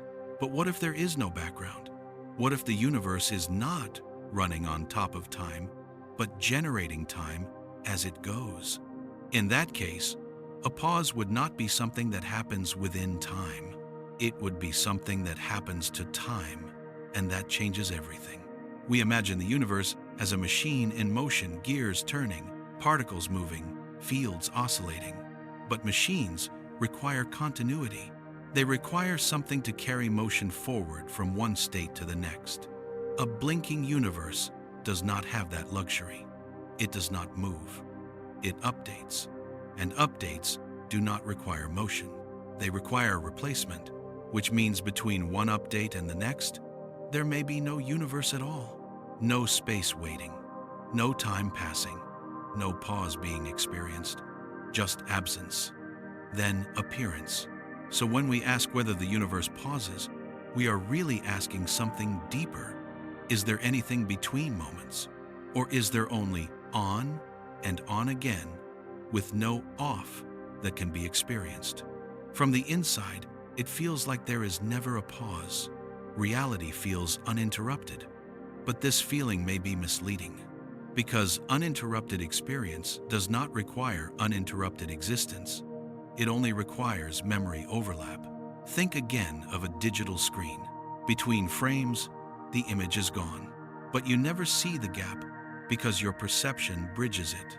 If the frame rate dropped low enough, you would see flicker, but at high rates, the flicker disappears. The universe may be operating at a frame rate far beyond any biological system's ability to detect. So from the inside, it feels continuous. But continuity may be an illusion of resolution. Now consider something subtle. In physics, there are moments where equations fail to describe what happens in between. Transitions occur without trajectories. States change without passing through intermediate states. Particles jump, fields fluctuate, systems reconfigure. There is no smooth path, only before and after. This language is careful. It avoids claiming that something moves between states. It simply states that one state is replaced by another. This is not because physicists lack imagination. It is because the idea of between may not apply. And if it does not apply at the smallest scales, then it may not apply at any scale. The universe may not be pausing in the way we imagine.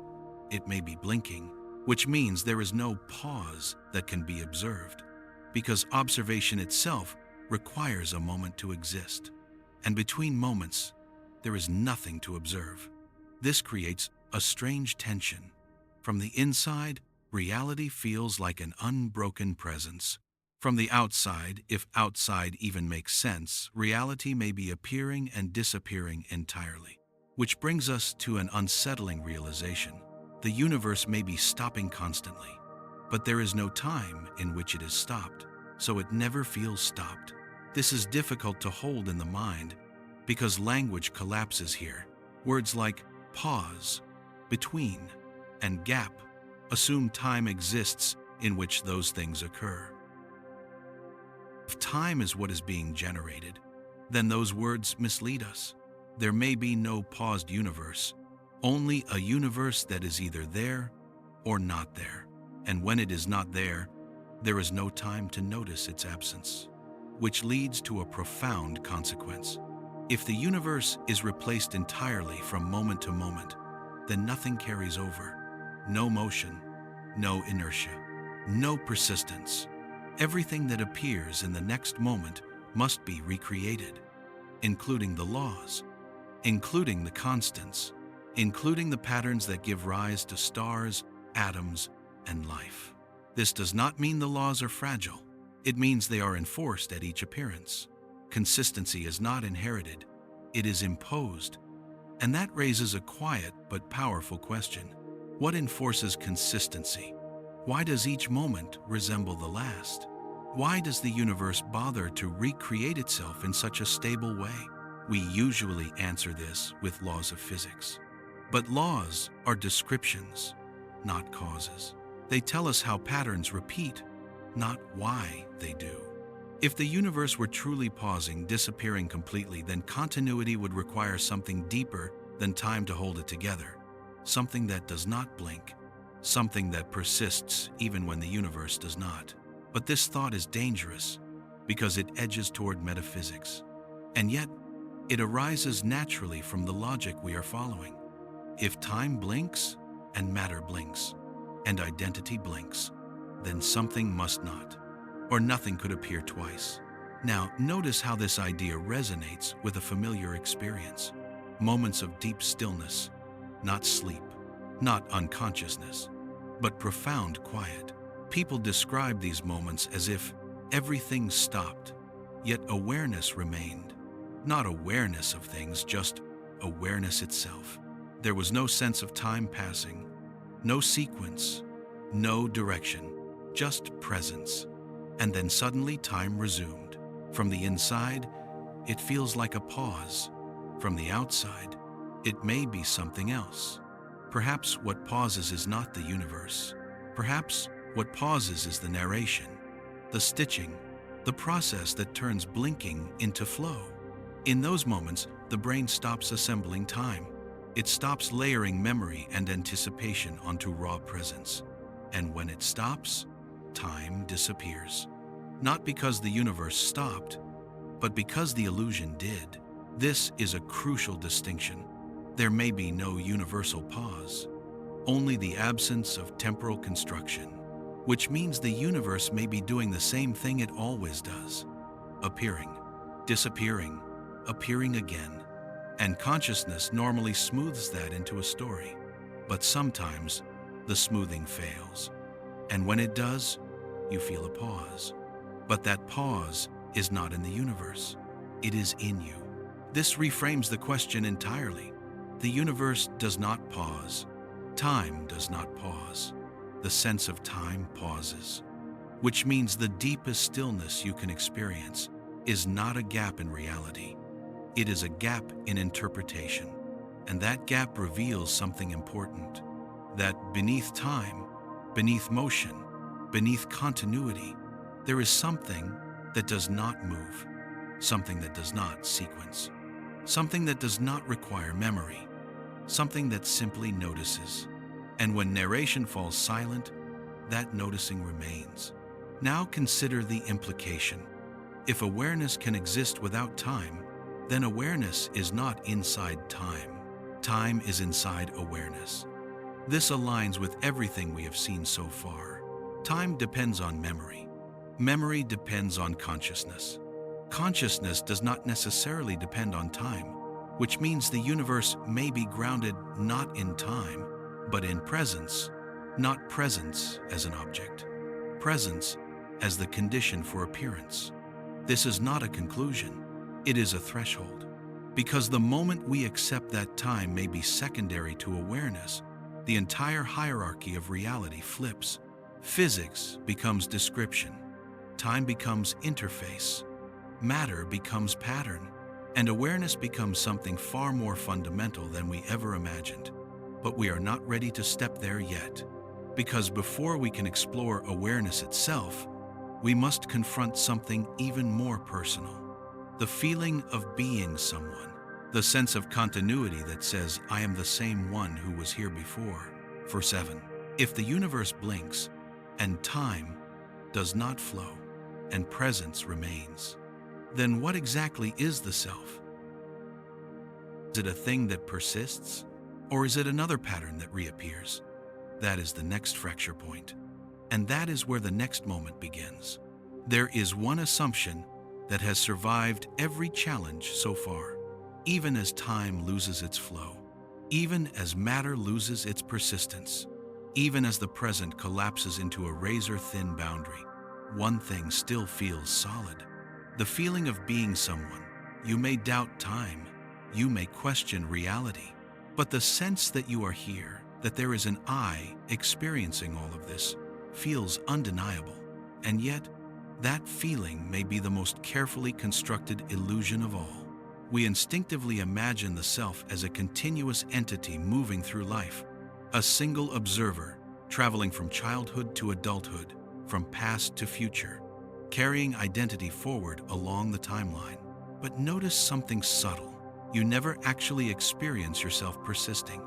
You experience moments of awareness, and those moments feel connected not because you observe the connection, but because memory tells you there is one.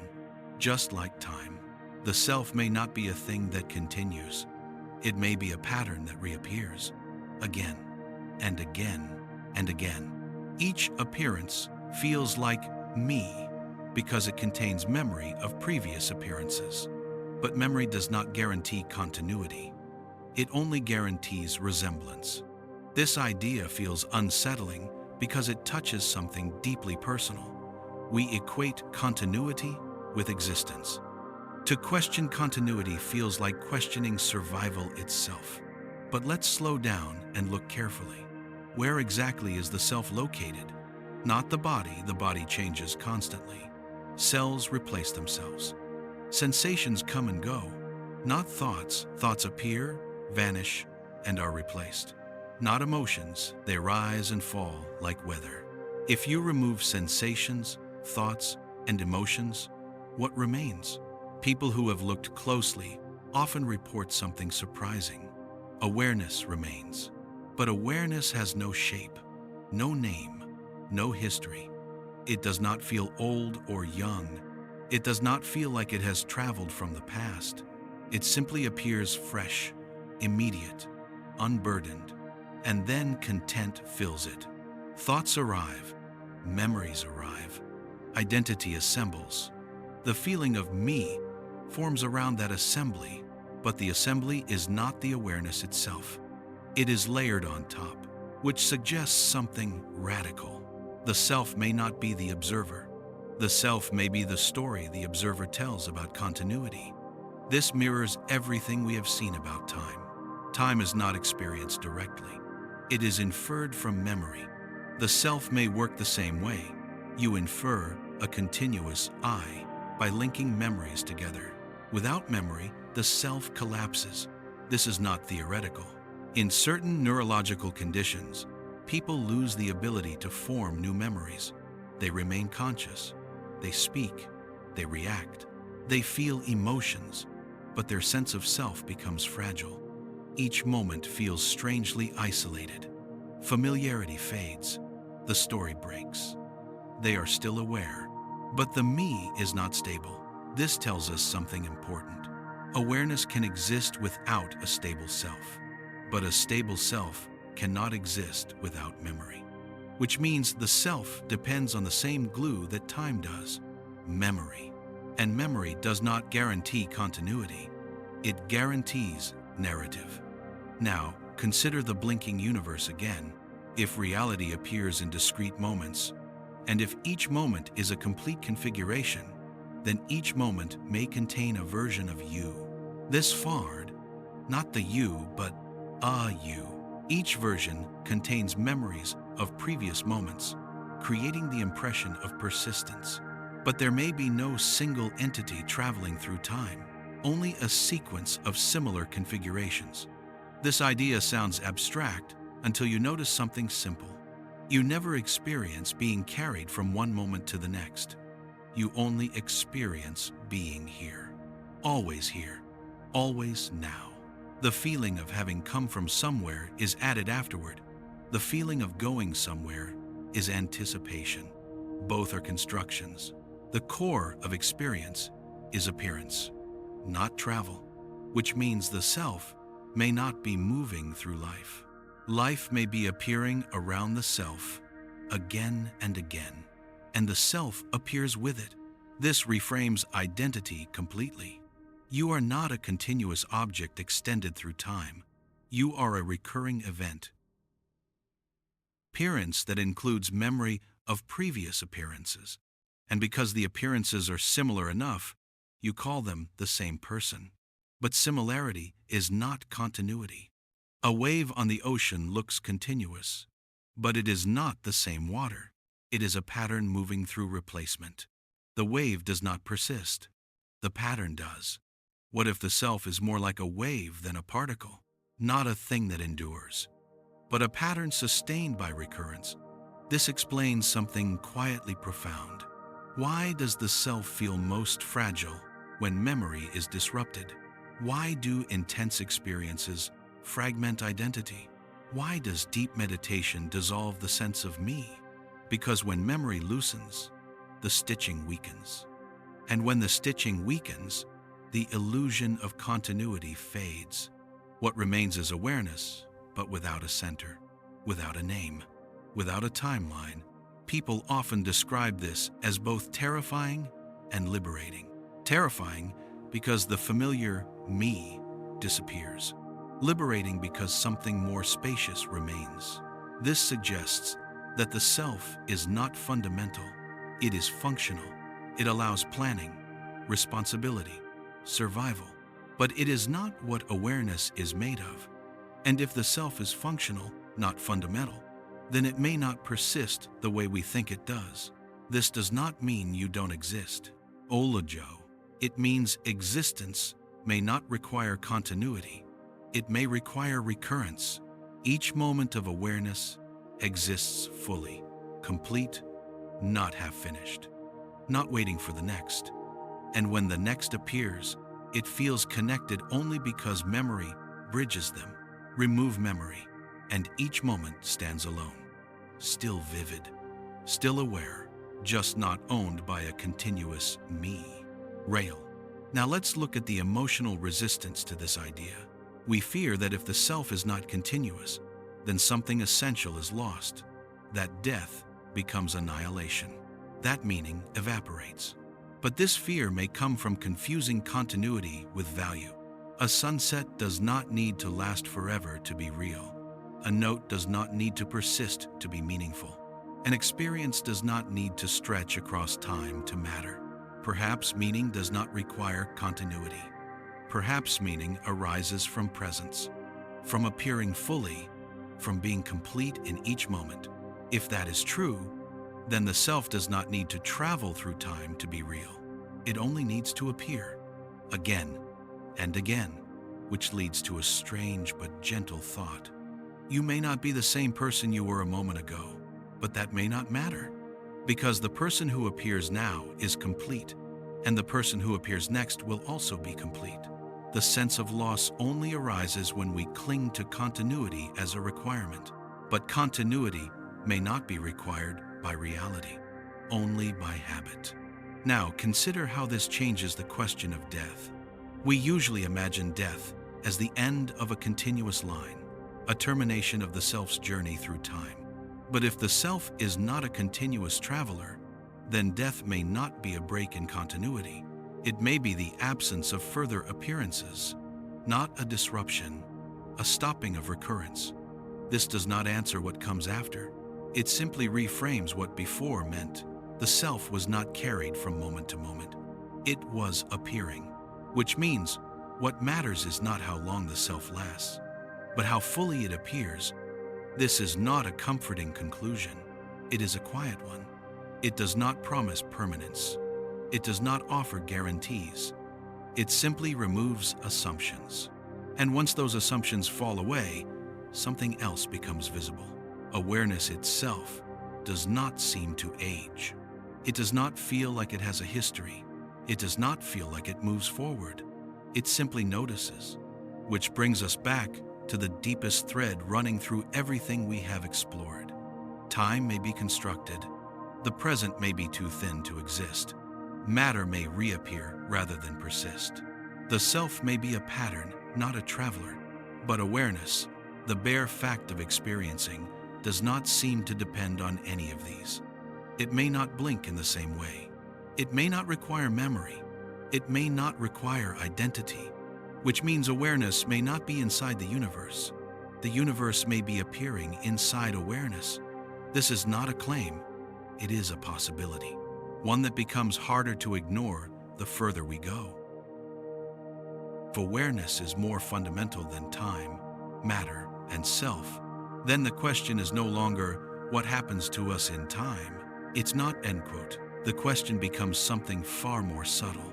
What is awareness doing when nothing appears? What remains when there is no moment to remember, no identity to assemble, no story to tell? Because if awareness does not depend on blinking, then perhaps blinking depends on awareness. And that possibility draws us toward the deepest edge of this exploration, an edge where physics falls silent, where identity dissolves, and where something vast and still may be waiting. That is where the next moment begins. There is a question that waits patiently beneath everything we have uncovered so far. It does not announce itself loudly. It does not demand attention. It simply remains. If time does not flow, if moments do not connect, if matter reappears rather than persists, if the self is a pattern assembled by memory, then what exactly makes a moment real? Not real in the sense of existing according to rules, but real in the sense of appearing at all. This question feels dangerous because it edges towards something we are trained to avoid, the idea that observation might matter more than we are comfortable admitting. We quickly reassure ourselves.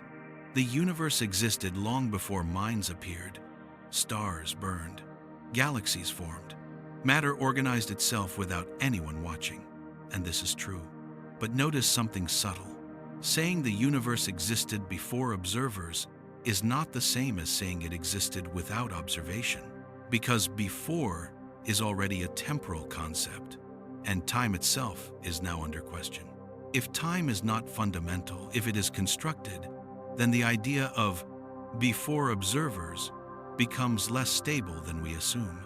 This does not mean the universe requires human observers. It means we must be careful about what we mean by exist. If you waste, physics does not describe existence as a thing in itself. It describes relations, interactions, measurements, events. An electron does not have a definite position until it interacts. A particle does not have a state until something constrains it. This does not mean particles wait for humans to look at them. It means reality is event-based, not object-based. Things exist when something happens, and something happening implies interaction, which implies relation.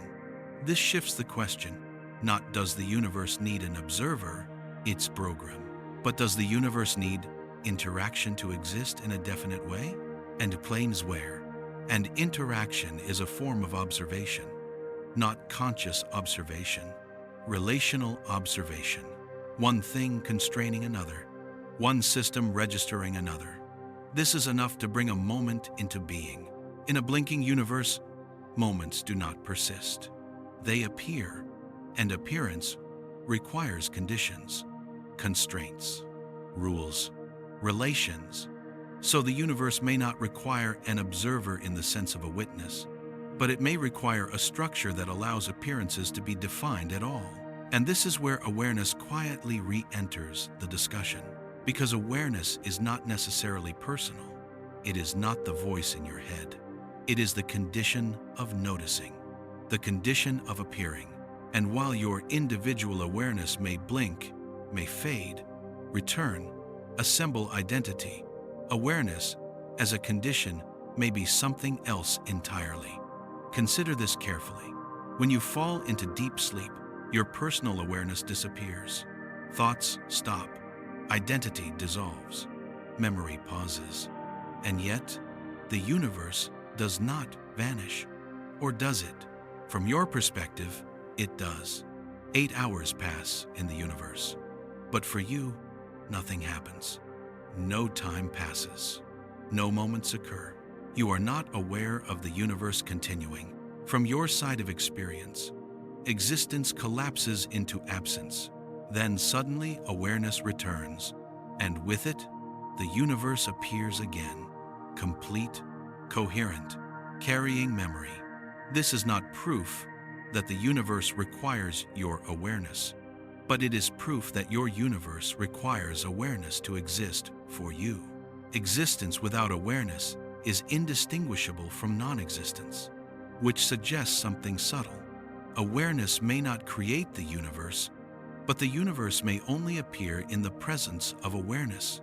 Appearance is not existence, but existence without appearance is meaningless to experience. Experience is all we ever have access to. Now, consider the blinking framework again. If moments appear and disappear, then the universe exists only in those moments. Between moments, there is nothing to exist. No space, no time, no structure, only absence. Then the question becomes unavoidable. What allows moments to appear at all? What is the condition that allows something, rather than nothing, to manifest even for an instant? Physics answers with equations. But equations describe relationships between states. They do not explain why states appear in the first place. They assume appearance. They do not ground it, which suggests that beneath physical description lies something more primitive.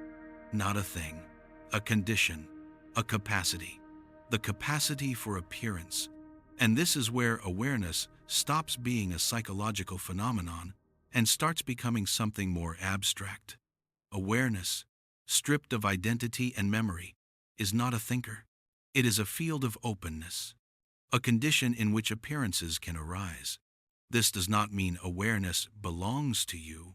It means you may be a localized expression of something more general, just as a wave is a localized expression of the ocean.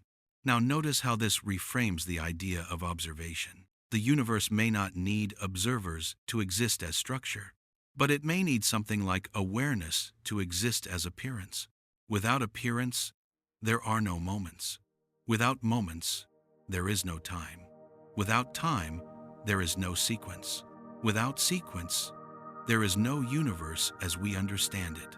This does not place consciousness above physics. It places awareness beneath it, as a condition, not a cause. And this distinction matters. We are not suggesting that minds create reality. We are suggesting that reality may require a condition of appearing, and that condition may not be reducible to physical objects. This is uncomfortable because it dissolves the boundary between observer and observed. It suggests they arise together, which aligns disturbingly well with everything we have seen so far. Time and memory arise together. Self and narrative arise together. Moment and awareness arise together. Nothing stands alone. Which brings us back to the original discomfort. If the universe blinks, if moments appear fully formed, then something must be holding the possibility of appearance open. Not a thing doing something, but a capacity allowing something to happen. This is not a mystical claim. It is a logical necessity. A blinking universe cannot bootstrap itself into existence from nothing unless there is something that allows blinking to occur. Rules do not act. Patterns do not decide. They describe. So, what underwrites the appearance of patterns? We do not know, but we can notice something.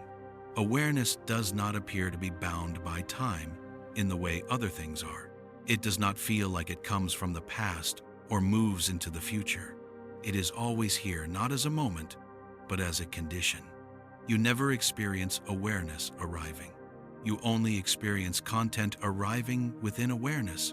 This is subtle but crucial. Awareness does not blink in the same way moments do.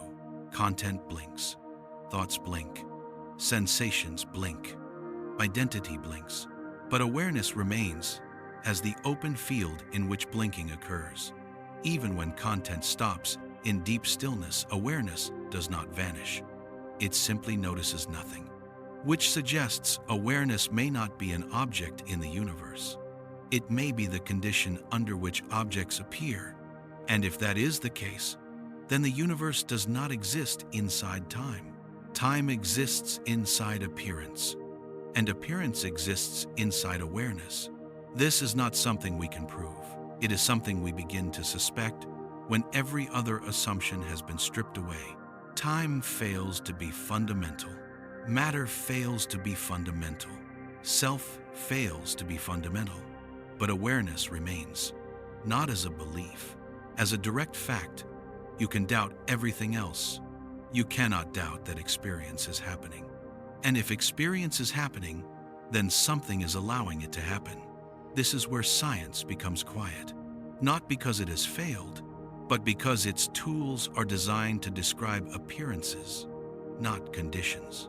It cannot measure awareness because awareness is what makes measurement possible. Cannot step outside appearance to examine the ground of appearing, which does not mean that ground is supernatural. It may be deeply ordinary, so ordinary that we overlook it, so close that we never question it. Now notice how gently this turns the original question inside out. We asked, does the universe require an observer? The more precise question may be, does the universe require awareness to appear as a universe at all? Not awareness as a mind, awareness as openness, as the possibility of something rather than nothing. If this is true, then the blinking of time is not a mechanical glitch. It is a symptom, a clue that reality is not a continuous substance unfolding in time, but a sequence of appearances arising in awareness. And awareness itself may not be in sequence. It may not blink. It may not move. It may simply be. This does not give us answers.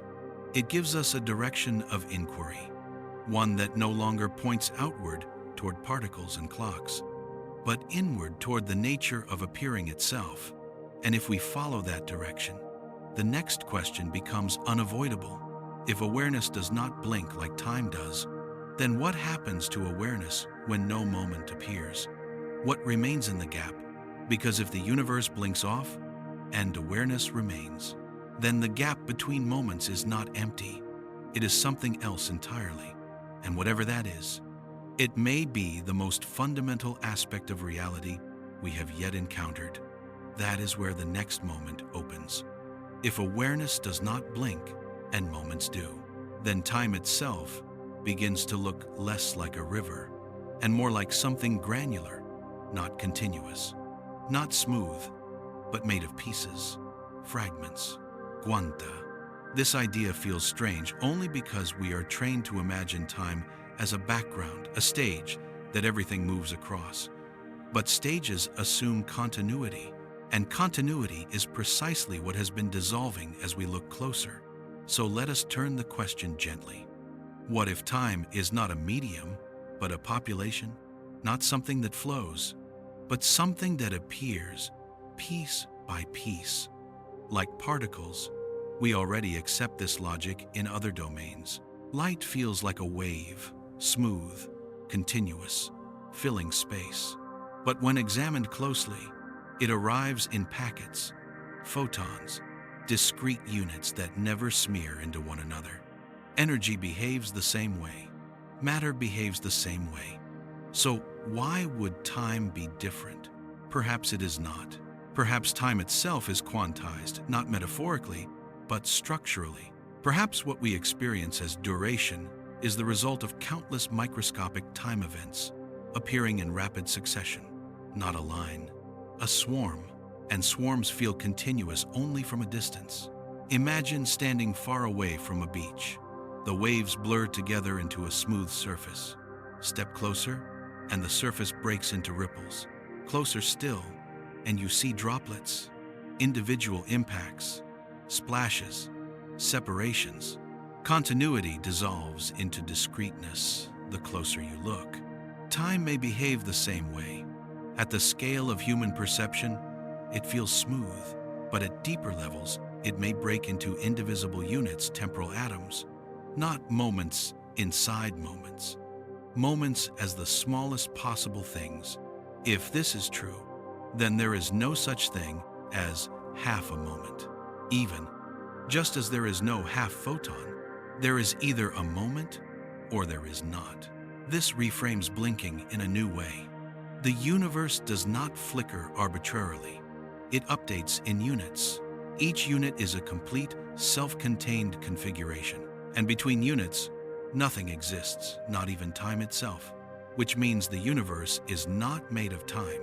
Time is made of the universe appearing, one unit at a time. This idea may feel abstract, but it explains something quietly profound. Why is the present so elusive? Because the smallest unit of time may be too small to experience directly. By the time awareness registers a unit, it has already passed. What you feel as now is not a single unit. It is an average, a blur created by awareness spanning multiple time particles at once.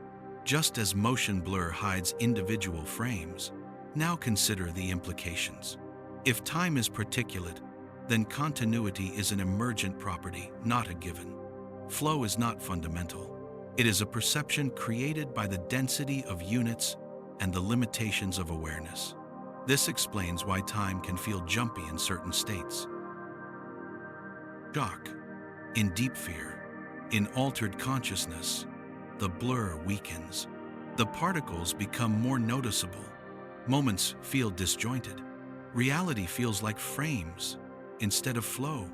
Language struggles to describe this because language is built on continuity.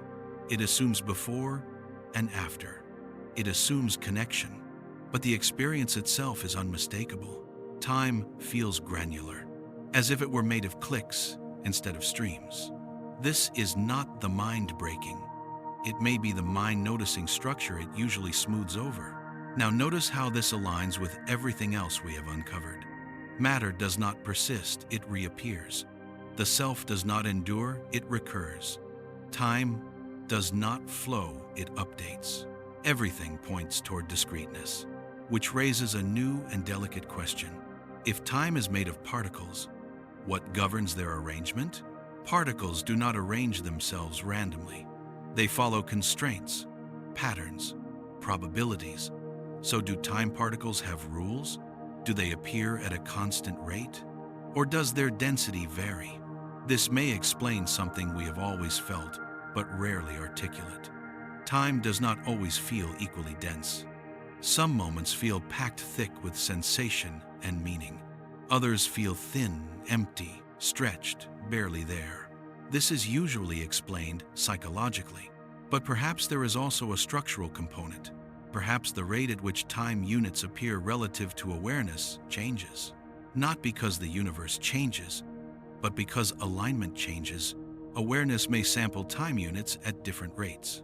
When awareness samples densely, time feels slow. When it samples sparsely, time collapses. This would mean that time does not slow or speed up.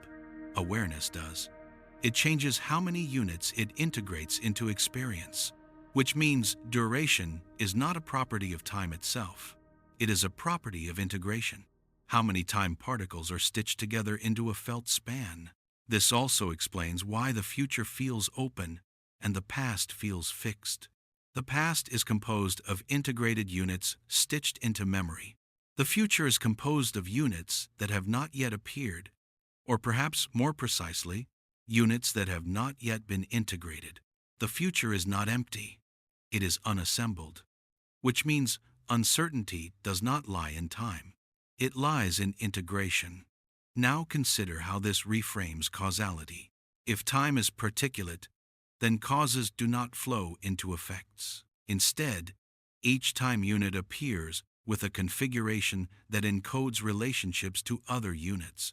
The appearance of one unit constrains the appearance of the next, not through motion, through rule following. This is subtle but critical. Nothing travels from moment to moment. Information does not move. It is restated. Each unit contains a slightly altered configuration, a new version of the universe that respects constraints imposed by previous versions. Causality becomes a rule of replacement, not a process of transmission. This is why there is no contradiction in imagining the universe blinking entirely out of existence between moments. Nothing needs to carry over. The rules ensure that the next appearance resembles the last closely enough to create continuity. Continuity is not preserved. It is regenerated. Again, and again, and again. Now pause with this idea. If time is particulate and awareness integrates particles into experience, then the experience of being alive is not happening in time. It is happening across time particles, which means life is not a stream. It is a pattern of integration. This changes the meaning of presence. Presence is not being in a moment. It is being aligned with the integration process. When alignment is tight, time feels smooth. When alignment loosens, time fragments. This also sheds new light on silence. In silence, fewer units are integrated. Less content is assembled, time thins, and eventually, time dissolves. Not because units stop appearing, but because awareness stops integrating them into narrative. The universe may still be blinking, but there is no story being told about it. Which brings us back to the gap. The gap between time particles is not a space. It is not a pause. It is not an interval. It is absence. And absence cannot be experienced, which means the most fundamental structure of reality may be permanently hidden. Never experience the gaps. You only experience the appearances, and you infer continuity. This makes time one of the most convincing illusions imaginable, not because it is false, but because its structure cannot be directly observed. You are always too late, always integrating what has already appeared. Now consider the emotional weight of this realization. If time is made of particles, then the present moment is not something you can hold. It is something that keeps happening without you. You never catch it. You only reconstruct it.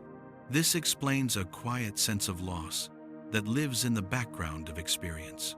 The feeling that something is always slipping away, that you are never quite here, because you are not. You are always integrating the past. The present is already gone, and the future has not yet appeared. So where does that leave you? Between particles, but the between cannot be experienced, which means experience itself is always slightly displaced. This is not a flaw, it is a consequence. Experience requires integration. Integration requires delay. Delay creates the illusion of time. Now notice how this aligns with awareness again. Awareness does not seem to be made of particles. It does not feel discrete. It does not arrive in chunks. It feels constant. But perhaps that feeling is misleading. Perhaps awareness is not constant. Perhaps it is simply what integrates time particles. And integration feels smooth because it is not about individual units. It is about relation. Awareness may not be something that exists in time. It may be something that relates time units to one another, which means awareness is not another particle. It is a function, a capacity. The capacity to integrate, to stitch, to create continuity from discreteness. If this is true, then awareness is not subject to the same blinking as time. It does not appear and disappear in the same way. It remains as long as integration is possible. And when integration stops, as in deep sleep or unconsciousness, time disappears from experience. not because time units stop appearing, but because nothing is integrating them. This resolves a paradox we encountered earlier. The universe may continue to exist without awareness, but time, as experience, does not. Because time is not units, it is integration. Now let us return to the image that has followed us quietly from the beginning. Blinking. A blinking universe is not one that flickers randomly. It is one that appears in discrete units. Time particles. Each unit complete, each unit replaced, each unit governed by constraints. Awareness integrates these units into a felt continuity. Memory binds them into narrative. Identity claims ownership of the narrative, and the result is what you call life. But underneath it all, there may be no flow, only appearance, only replacement, only integration, and absence hidden forever. This brings us to a turning point. Up to now, we have treated time particles as something external, a feature of the universe. But what if that is still too coarse? What if time particles are not out there at all? What if they arise only in relation to integration? What if time is not made of particles, but of decisions, selections, acts of differentiation? This is where the idea of time as particles begins to dissolve into something even stranger. Because particles imply countability, and countability implies measurement, but time resists measurement at its foundations. Perhaps time is not quantized like matter. Perhaps it is discretized by awareness itself. Perhaps awareness is not integrating time particles. Perhaps it is creating the partitions, which would mean time does not exist independently. It exists only where awareness distinguishes one appearance from another. And if that is the case, then time is not something the universe is made of. It is something awareness does. This is not a conclusion. It is a crack opening, one that forces us to ask the next question. If time fragments into units only when awareness distinguishes, then what happens where nothing is distinguished? What exists in the undivided state? What exists before the first moment appears? And if awareness is capable of not distinguishing, of not integrating, of not narrating, then what remains? Because if time shatters into particles when distinction begins, then beyond distinction, there may be something timeless, not empty, not absent, but whole. And that possibility draws us forward into the next chapter, where time dissolves not into particles, but into stillness, a stillness that may not belong to time at all. That is where the next moment opens. There is one place where all our theories stop being abstract, a place you visit every night, a place where time does something unmistakably strange. Sleep, not dreaming, not drifting, but deep, dreamless sleep. In that state, time does not slow. It does not stretch. It disappears. You lie down, you close your eyes, and then suddenly you are awake again. 8 hours may have passed in the universe, but for you, nothing happened. No duration, no sequence, no waiting. From the inside, it is as if time collapsed into a single cut. This alone should unsettle us. Because if time were something you truly moved through, if it were a river carrying you forward, you would feel it passing whether you remembered it or not. But you don't. Without awareness, time leaves no trace, which suggests something radical. Time does not exist for you unless awareness is present to assemble it. This is not a metaphor. It is an observation. In deep sleep, awareness withdraws from integration. Memory formation stops. Narrative dissolves. And with it, time vanishes. Not pause, vanishes. There is no sense of, I was gone for a while, en futine. That idea only appears after waking, reconstructed from clocks and context. Sleep itself contains no duration. This tells us something essential. Time is not what passes while you are unconscious. Time is what appears when consciousness is active. which means sleep is not a break in time. It is a break in time construction. And this is why sleep feels so different from unconsciousness caused by injury or anesthesia. In anesthesia, awareness is forcibly shut down. The cut is abrupt, jarring. People describe it as teleportation. In natural sleep, awareness fades gradually. Time thins. Moments become sparse. Integration loosens. You do not fall asleep in time. Time falls away as you fall asleep. This subtle distinction matters because it shows that time is not an external container you step out of. It is a process that can wind down, like a projector slowing until the film stops advancing. Now consider the blinking universe again. If moments appear in discrete units, then deep sleep may be a state where awareness stops integrating those units entirely. The universe may still be blinking, but nothing is assembling the blinks into experience. So from the inside, there is nothing. No time, no gap, just absence. Then awareness returns, and with it, time reappears fully formed, coherent, continuous.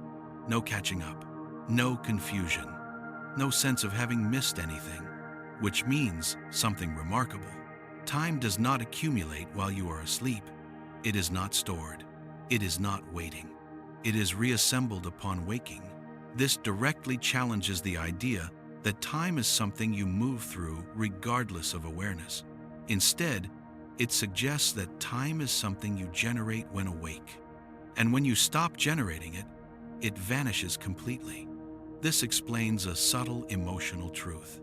Sleep feels restorative, not just because the body rests, but because the narrative of time stops. The pressure of sequence dissolves. There is no before or after. No urgency, no loss.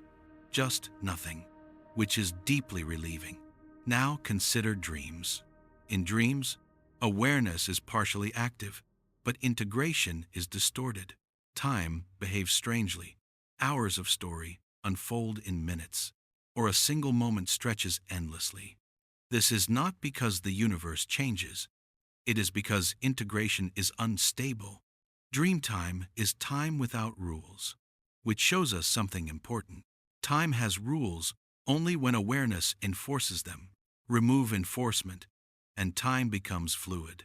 Remove awareness entirely, and time disappears. This is a powerful clue. It suggests that time is not fundamental to reality. It is fundamental to experience, which means any theory of time that ignores consciousness is incomplete, not because consciousness creates the universe, but because time, as lived, does not exist without it. Pause and feel the weight of this. Every night, you experience timelessness, not conceptually, directly, and you accept it without fear. You trust that you will wake up. You trust that continuity will be restored. But continuity is not something sleep preserves. It is something waking reconstructs. This raises a quiet but unsettling question. If time can disappear completely for you every night, then how real is it? Not how useful, not how consistent, but how fundamental. Perhaps time is not the stage on which life unfolds. Perhaps it is a rhythm that awareness plays. And sleep is when the music stops. This reframes the meaning of death in a subtle way, not as an end of time, but as an end of time generation, not as falling into darkness, but as the absence of narrative. We are not ready to go there yet, but sleep gives us a preview. Each night, time ends, and each morning, it begins again, without effort, without continuity, without awareness of the gap, which means the gap does not matter. It does not hurt. It does not trap you. It simply is not experienced. This should soften our fear of gaps. The gap between moments, the gap between blinks, the gap between lives. If awareness is not present, there is no suffering, no waiting, no loss. This is not a comforting idea. It is a clarifying one. It tells us that fear of timelessness comes from imagining ourselves inside it. But timelessness contains no self to fear. Now consider the implication for waking life. If time is assembled by awareness, then perhaps the way we experience time depends on how tightly we hold awareness to narrative. The more we cling to memory and anticipation, the thicker time feels. The more pressure, urgency, regret, the more time weighs on us. But when awareness loosens its grip in stillness, meditation, absorption time thins. It softens. It becomes less real. This suggests that time is not an enemy. It is a habit awareness performs when it needs to navigate.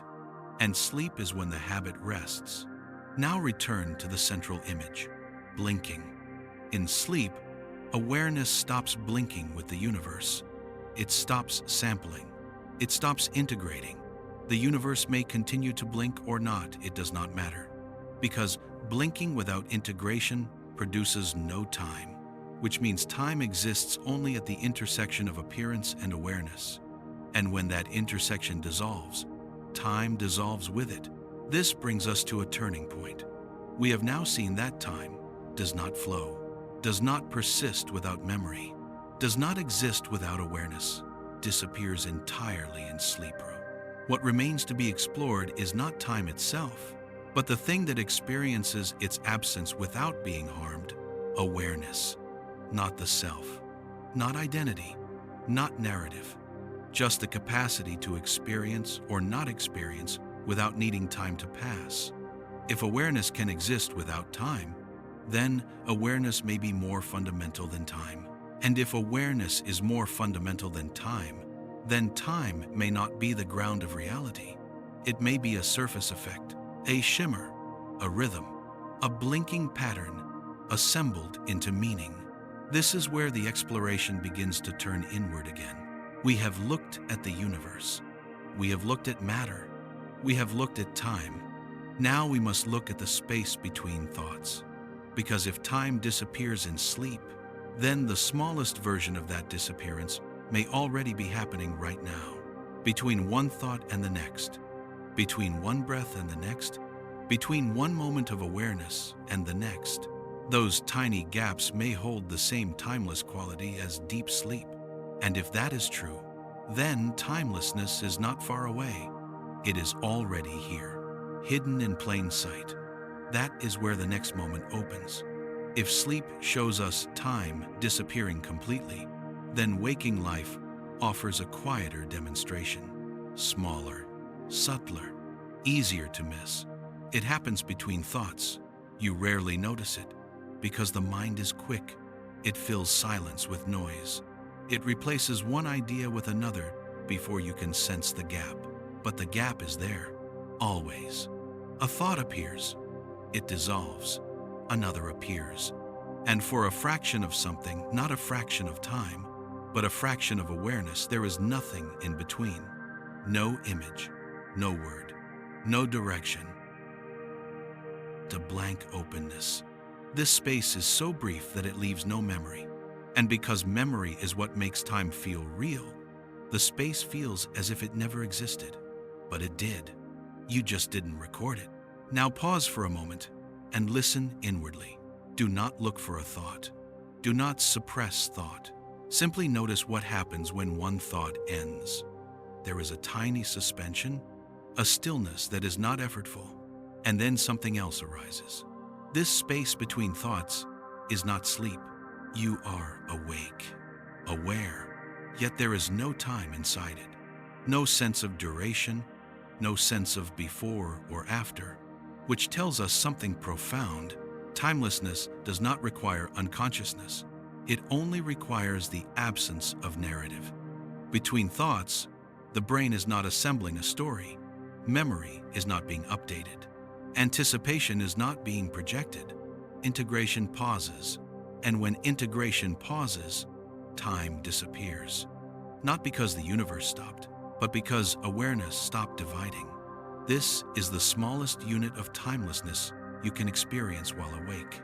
And it happens thousands of times a day.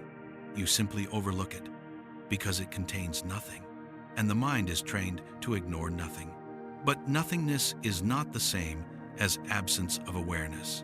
It is absence of content, which means awareness remains clear, open, unmoving. This is not a mystical claim. It is directly observable, but because it does not move, and does not change, and does not carry memory, it feels insignificant. We value what changes.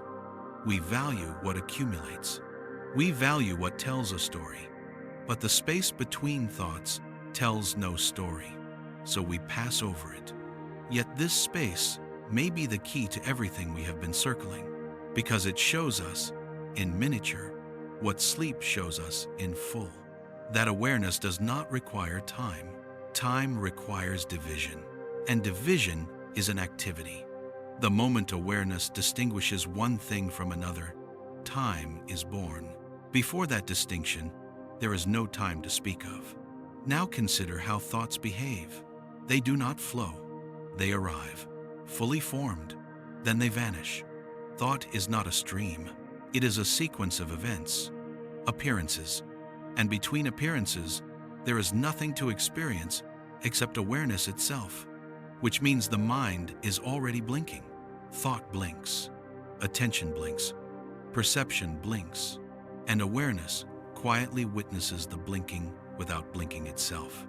This observation aligns with everything we have uncovered. Moments do not connect. Continuity is constructed. Time is assembled. And the smallest building blocks of this assembly are thoughts. Thoughts create sequence. Sequence creates time. Remove sequence, and time collapses. This is why deep meditation often leads to a sense of timelessness. Not because time slows down, but because the mind stops dividing experience into discrete labels.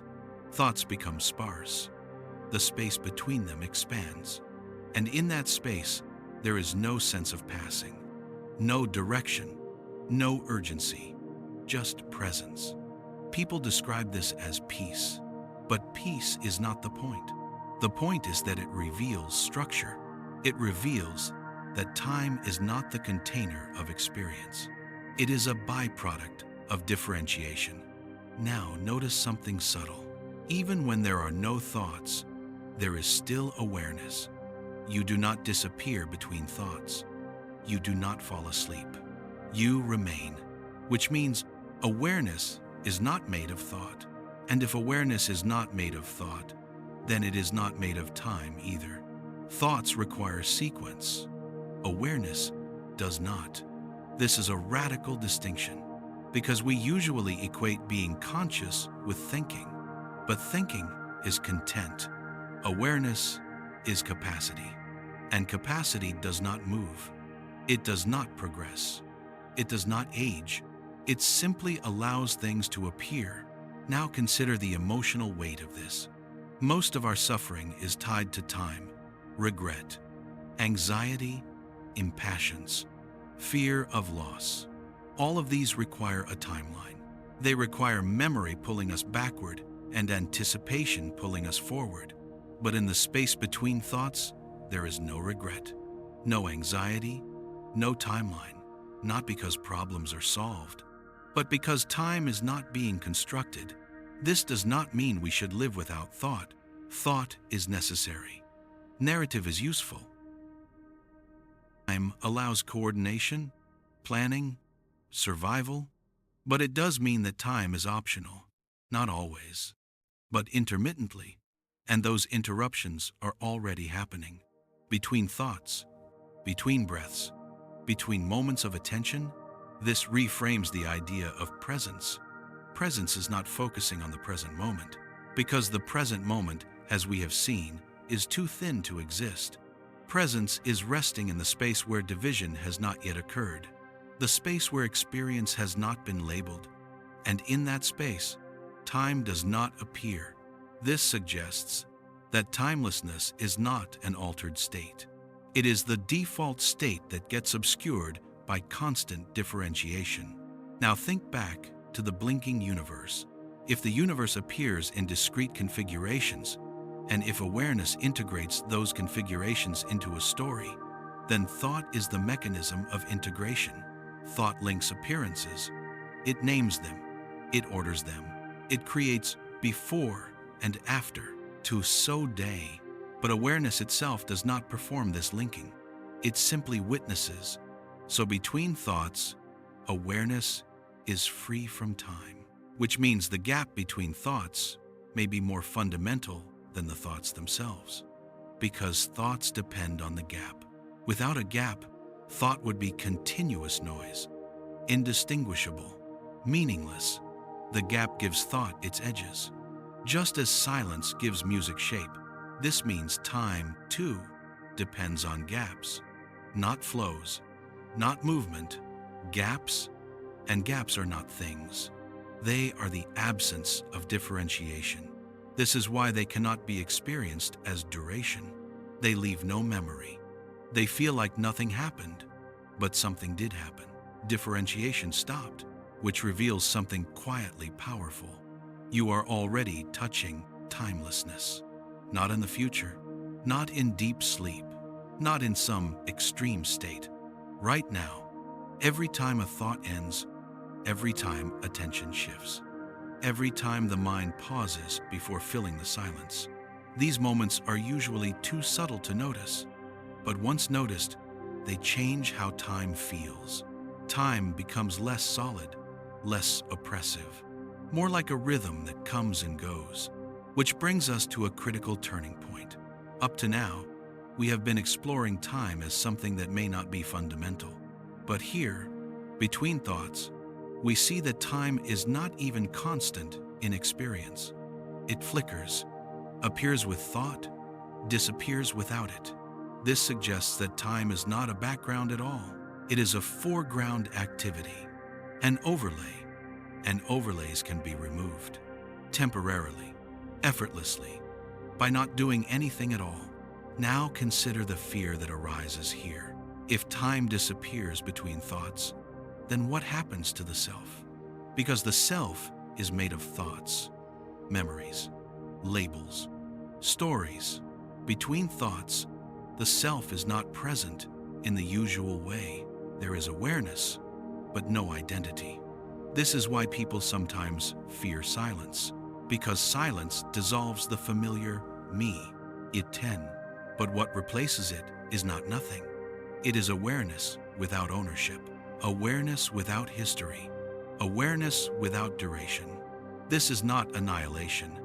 It is simplicity, and it reveals something essential. The self exists in time. Awareness does not, which means awareness is not endangered by the absence of time. It remains unmoved, uncounted. This does not mean awareness is eternal in a temporal sense. Eternity is still a time concept. It means awareness is not measured in time at all. It is outside the framework we have been using, which is why language begins to fail here. We try to say awareness exists. It's but existence implies time. We try to say it remains. Inflected, but remaining implies duration. The truth is simpler and more elusive. Awareness is not in time. Time appears in awareness. Now step back and see how the pieces fit. The universe may blink. Moments may not connect. Time may be assembled by memory.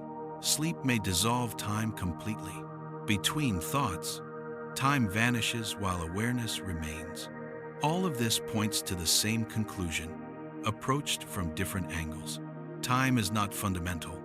Awareness is, but awareness is not a thing. It is not an object. It is not a self. It is the condition that allows appearance. And when awareness stops differentiating, time disappears. This realization does not demand belief. It invites observation. You can verify it for yourself, not by thinking, but by noticing. The next time a thought ends, do not rush to the next one. Do not comment. Do not label. Just notice the space. There is no time there, and yet you are here, which means the most mysterious thing about reality may not be time at all. It may be the fact that awareness can exist without it. This brings us to the edge of the inquiry. If awareness is not in time, then what is time doing in awareness? Why does awareness differentiate at all? Why does it assemble moments, stories, selves? Why does it blink with the universe instead of resting in stillness? These questions take us beyond time and into purpose, pattern, and emergence. Not why time exists, but why experience takes the form it does. And that question opens the door to the next chapter. Because once we see that time arises from differentiation, we must ask, what causes differentiation to begin? What triggers the first cut, the first moment, the first blink? That is where the next moment opens. At this point, a quiet truth begins to surface. Time does not feel real because it is fundamental. It feels real because it is useful. If awareness can exist without time, as it does between thoughts, in deep sleep, in moments of stillness, then the question is no longer whether time is constructed. The question becomes why the construction exists at all. Why does awareness divide? Why does it cut reality into moments, sequences, stories? Why does it generate the sensation of flow instead of resting in timeless presence? The answer may have nothing to do with metaphysics. It may have everything to do with function. Because a timeless awareness cannot act, it cannot choose, it cannot avoid danger, it cannot pursue nourishment, it cannot build civilizations or write equations. Timelessness is complete, but it is inert. To act, awareness must differentiate. To differentiate, it must create sequence. To create sequence, it must generate time. Time, then, is not a mistake. It is a design. Not a design imposed by some external planner, but a design that emerges naturally whenever awareness needs to do something. This reframes the illusion of flow in a crucial way. Flow is not an error in perception. It is an interface, a way of organizing appearances so that interaction becomes possible. Just as color simplifies wavelengths into categories the brain can use, just as solidity simplifies force fields into objects you can touch, time simplifies appearance into order. The illusion is not that time exists. The illusion is that time exists independently of awareness. In reality, time may be something awareness turns on when necessary and turns off when it is not. Now consider how precisely this illusion is tuned. Time feels smooth enough to allow prediction, stable enough to allow memory, directional enough to allow learning. If time felt too fragmented, the world would feel chaotic. If it felt too rigid, adaptation would be impossible. So the brain constructs a version of time that sits exactly in the middle. Not perfectly smooth, we feel its distortions. Not perfectly discrete, we never see the gaps. This balance is not accidental. It is optimal. And optimal illusions are the hardest to see, which explains why time feels more real than almost anything else. We can doubt matter. We can doubt perception. We can doubt the self. But time feels undeniable, because without it, nothing we value would function. Now notice how this changes the emotional tone of the inquiry. Earlier, the idea that time might not be real felt destabilizing, like something being taken away. But now it begins to feel different. Time is not being exposed as false. It is being revealed as instrumental. A tool awareness uses to engage with patterns. And tools are not problems, they are solutions. Which means the blinking universe is not broken, it is efficient. Discrete appearance is not a flaw, it is a foundation. Continuous flow is expensive. Discrete updating is economical, which is why computation works the way it does. Which is why nervous systems work the way they do. Which is why perception works the way it does. Reality may not flow because flow is not necessary. Only consistency is. Now look again at the illusion of motion. Watch a bird fly across the sky. You feel motion, but no single frame contains motion. Motion is inferred by comparing positions across frames. Flow is a conclusion, not an observation. Time works the same way. You do not observe time flowing. You observe change.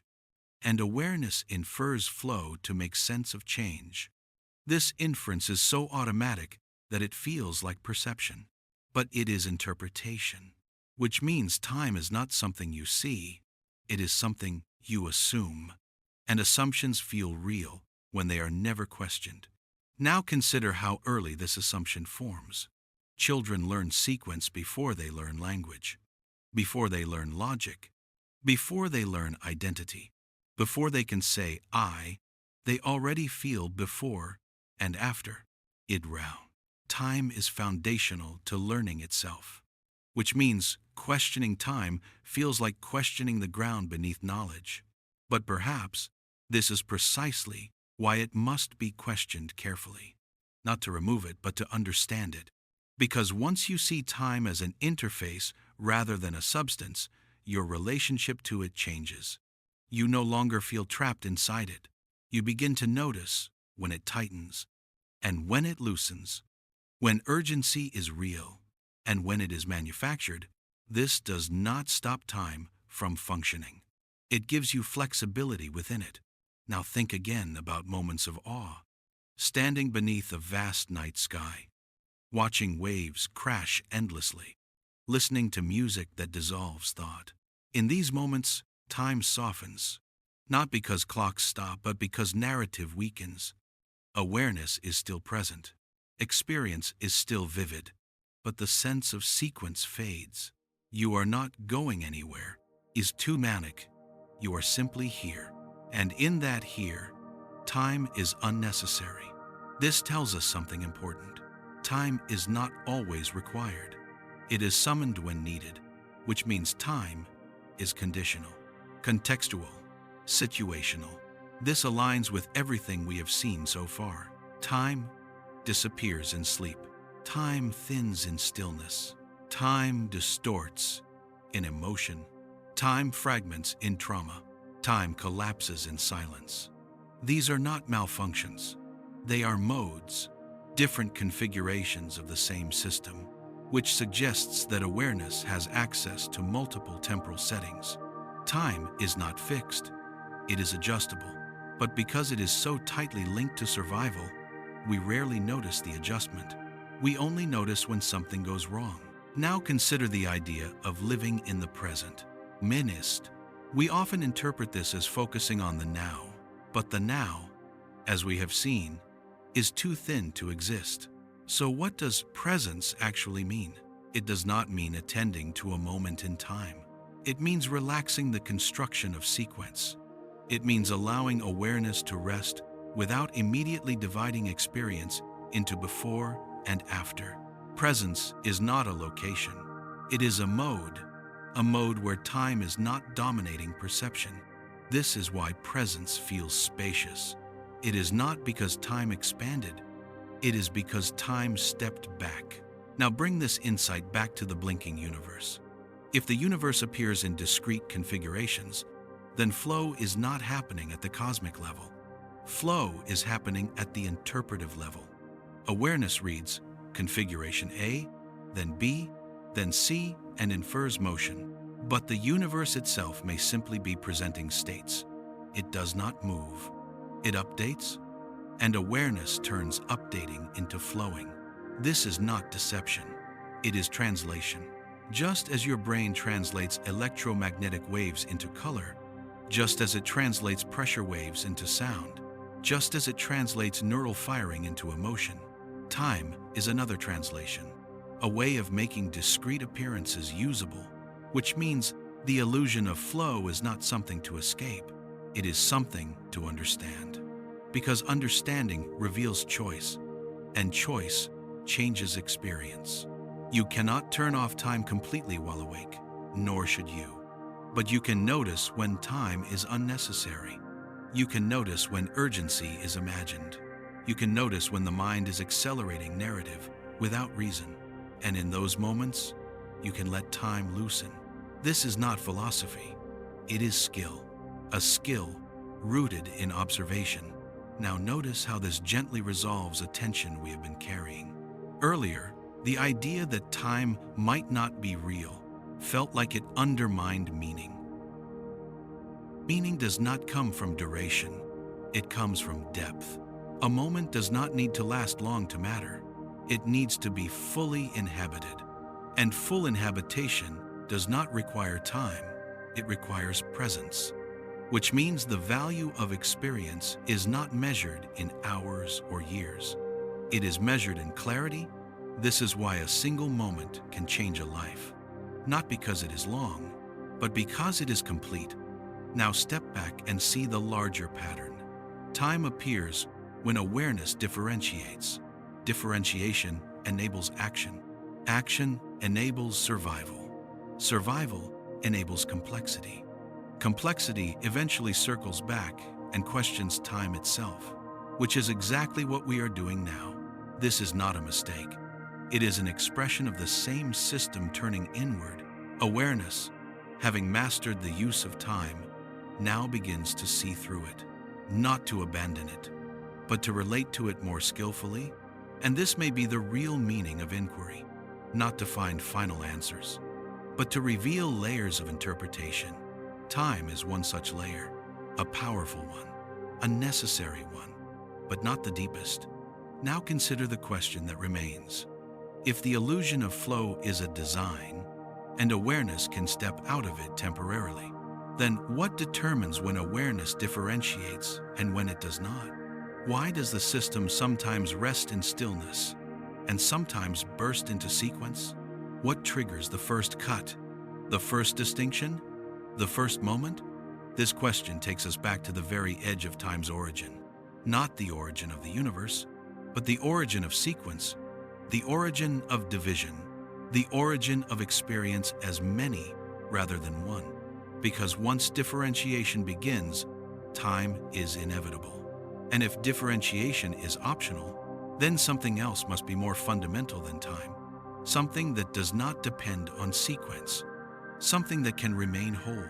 And that is where the next chapter begins, where we stop asking how time works and start asking why anything is divided at all. If time is not fundamental, if flow is an interface, if awareness can rest without sequence, then everything hinges on a single, delicate event. The first division, not the beginning of the universe, not the first particle, not the first second, but the first cut, the moment when undivided presence becomes differentiated experience. Because once division occurs, time follows automatically. Before division, there is no sequence. No before, no after, no direction. After division, sequence is unavoidable. So the real mystery is not time. It is why division happens at all. We tend to imagine division as something violent, a breaking apart, a shattering, but this imagery may be misleading. The first division may not be a rupture. It may be a distinction, the simplest possible one. This and not this, here and there, something and something else. The smallest asymmetry, because asymmetry is all that is needed for sequence to arise. With no distinction, nothing can change, not because change is forbidden, but because there is nothing to change into. Undivided presence is complete, self-contained, timeless. Division introduces relation, and relation introduces order, which introduces time. So, what could motivate such a division? Not intention. Intention implies sequence. Not desire. Desire implies lack. Not cause. Cause implies time. The division cannot be explained within time. It must be more primitive than explanation, which suggests that the division is not an event that happens in awareness. It is an event that is awareness taking form. Think carefully about this. Awareness without division is pure openness. It does not point. It does not select. It does not compare. The moment awareness distinguishes, even slightly, it becomes perspective. And perspective implies location. And location implies relation. and relation implies sequence. So the first division may simply be awareness turning towards something, not because it needs to, but because it can. This is subtle. Capacity does not require reason. Fire does not need a reason to burn when conditions allow it. Water does not need a reason to flow downhill. Possibility does not need motive. It only needs permission. The first division may not be chosen. It may be permitted, which means asking, why did division happen? Be the wrong question. The better question may be, why would it not? If awareness has the capacity to distinguish, then distinction is inevitable somewhere, sometime, not in time, but in possibility. And once distinction appears, time is born as a side effect. This reframes the origin of time in a quiet but powerful way. Time is not a feature added to reality. It is the shadow cast by distinction. Wherever there is difference, there is order. Wherever there is order, there is sequence. Wherever there is sequence, there is time. So time is not the cause of change. Change is the cause of time. But even this may go too far, because cause still implies sequence. Perhaps it is more accurate to say time and change arise together as soon as undivided awareness differentiates. Now consider how this plays out in your own experience. Before a thought arises, there is openness, not blankness, not sleep, just openness. Then a thought appears. In that instant, division occurs. The thought is something, the space around it is not. And suddenly, there is sequence. The thought has a beginning. It unfolds. It ends.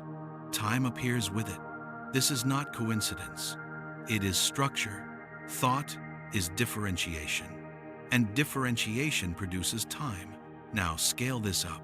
What if the universe itself is the expression of an original differentiation? Not a differentiation that happened once, long ago, but a differentiation that is continuously happening again and again. Each appearance is a fresh distinction. Each moment is awareness differentiating itself into form, not moving through time, but creating time as it goes. This aligns with the blinking universe model. The universe does not evolve smoothly from a beginning. It appears, configuration by configuration, as differentiation continues. Each configuration is a complete distinction, and awareness integrates these distinctions into a story. That story is time. Now notice something important. Differentiation does not destroy wholeness. It only hides it. Even in the most complex moment with galaxies, bodies, thoughts, histories, undivided awareness is still present. It has not gone anywhere. It is simply expressed as many. This is why timelessness can still be accessed, not by reversing time, not by escaping the universe, but by relaxing differentiation, by letting distinctions soften between thoughts, between breaths, between moments of attention. Timelessness is not elsewhere. It is beneath. Now consider the emotional resistance that arises here. If differentiation is the source of time, then time is the source of individuality, and individuality feels precious. We do not want to dissolve it. We fear that without time, without sequence, without story, something essential will be lost. But notice something subtle. Undivided awareness is not absence. It is fullness. It is not nothing. It is everything without separation. Differentiation does not create reality. It creates experience, which means experience requires time. But being does not. This distinction matters deeply.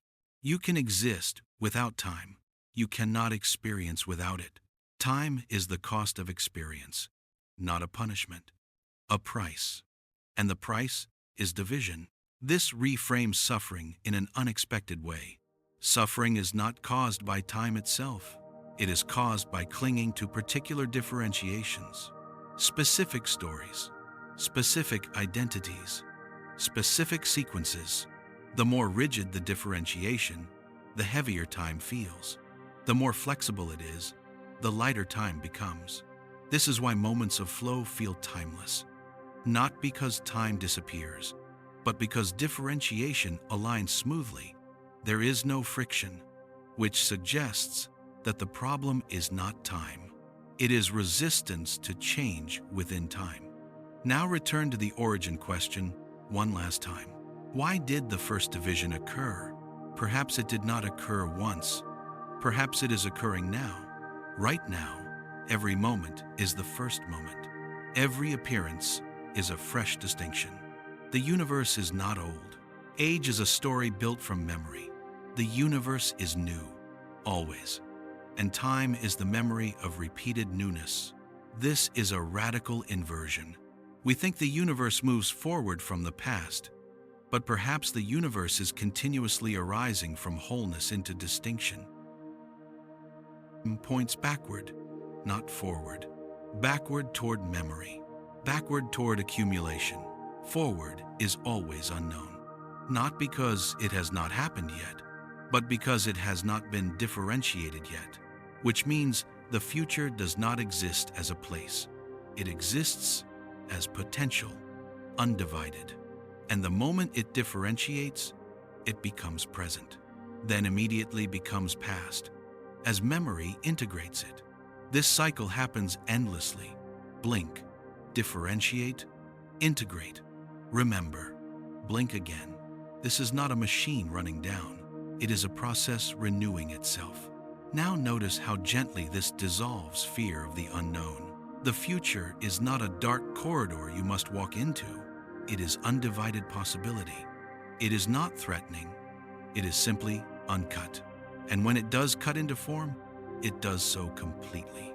No half moments, no incomplete appearances.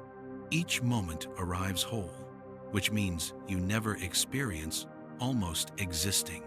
End quote. You always experience fullness. Even pain arrives fully. Even confusion arrives fully.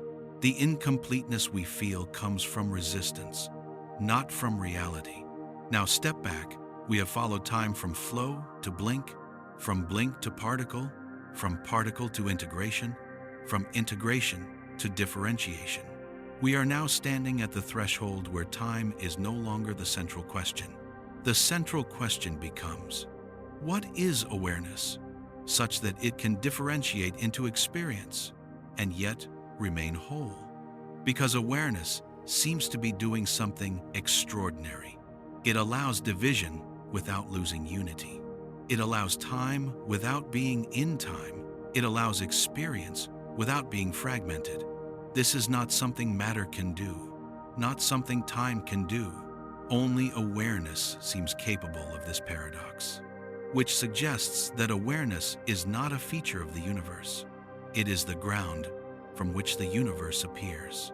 Again, this is not a conclusion. It is an observation emerging naturally once time loses its authority. And once we see that differentiation is the source of time, the final question begins to form. If awareness can differentiate into experience, can it stop? Not temporarily, like in sleep, but completely. What would it mean for differentiation to end? Not death, not unconsciousness, but the absence of division altogether. Would that be the end of the universe? Or would it be the return of something more fundamental? Because if differentiation creates time, then the end of differentiation would not be the end of existence. It would be the end of sequence. And that idea changes everything, because it suggests that time is not eternal, but awareness may be. Not eternal in the sense of lasting forever, but eternal in the sense of not being measured by time at all, which brings us to the final arc of this journey. We have followed time until it dissolved into distinction. Now we must ask, what lies beyond distinction itself? What remains when nothing is divided? What remains when there is no moment to remember? What remains when the universe does not blink? That is where the next moment opens. If the first division is what gives birth to time, then the most unsettling question we can ask is not about beginnings, it is about endings. not the end of the universe, not the end of life, not the end of consciousness, but the end of division. What happens when nothing is divided? This question feels abstract only because we have spent our entire lives inside division, inside boundaries, inside names, edges, moments, selves. We have never known experience without separation, so imagining its absence feels impossible. And yet, there are hints, not theories, hints. They appear when differentiation loosens so completely that even the idea of experience begins to blur. Moments where there is no inside and outside, no observer and observed, no before and after, not blankness, not darkness, but something strangely full. People struggle to describe this because language itself is a tool of division. Every word draws a line. Every sentence creates sequence. Every description breaks wholeness into parts. So we circle the experience instead of naming it. Stillness, silence, emptiness, unity. None of these are accurate. They are gestures. But even gestures tell us something important. Tell us that when division ends, reality does not collapse into nothing. Something remains. And whatever remains does not feel like time. It does not feel like space. It does not feel like an object. It does not even feel like awareness as we usually understand it. It feels complete. This completeness is difficult to accept because we equate completeness with stasis, with no movement, with death, with nothing happening. But this is a misunderstanding born from time-based thinking. Completeness does not mean frozen. It means undivided. And undivided does not mean absent. It means whole. Consider how division works.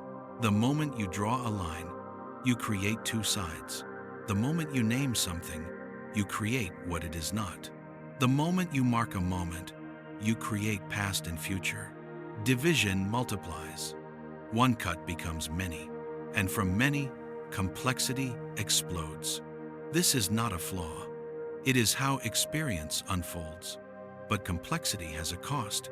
It creates friction. It creates tension. It creates the feeling of being separate from what is happening. This feeling of separation is so familiar that we mistake it for identity. I am here, end quote. The world is there, end quote. Time is moving between us, end quote. But all of this rests on division. So what happens when division dissolves completely? Not gradually, not temporarily, but entirely.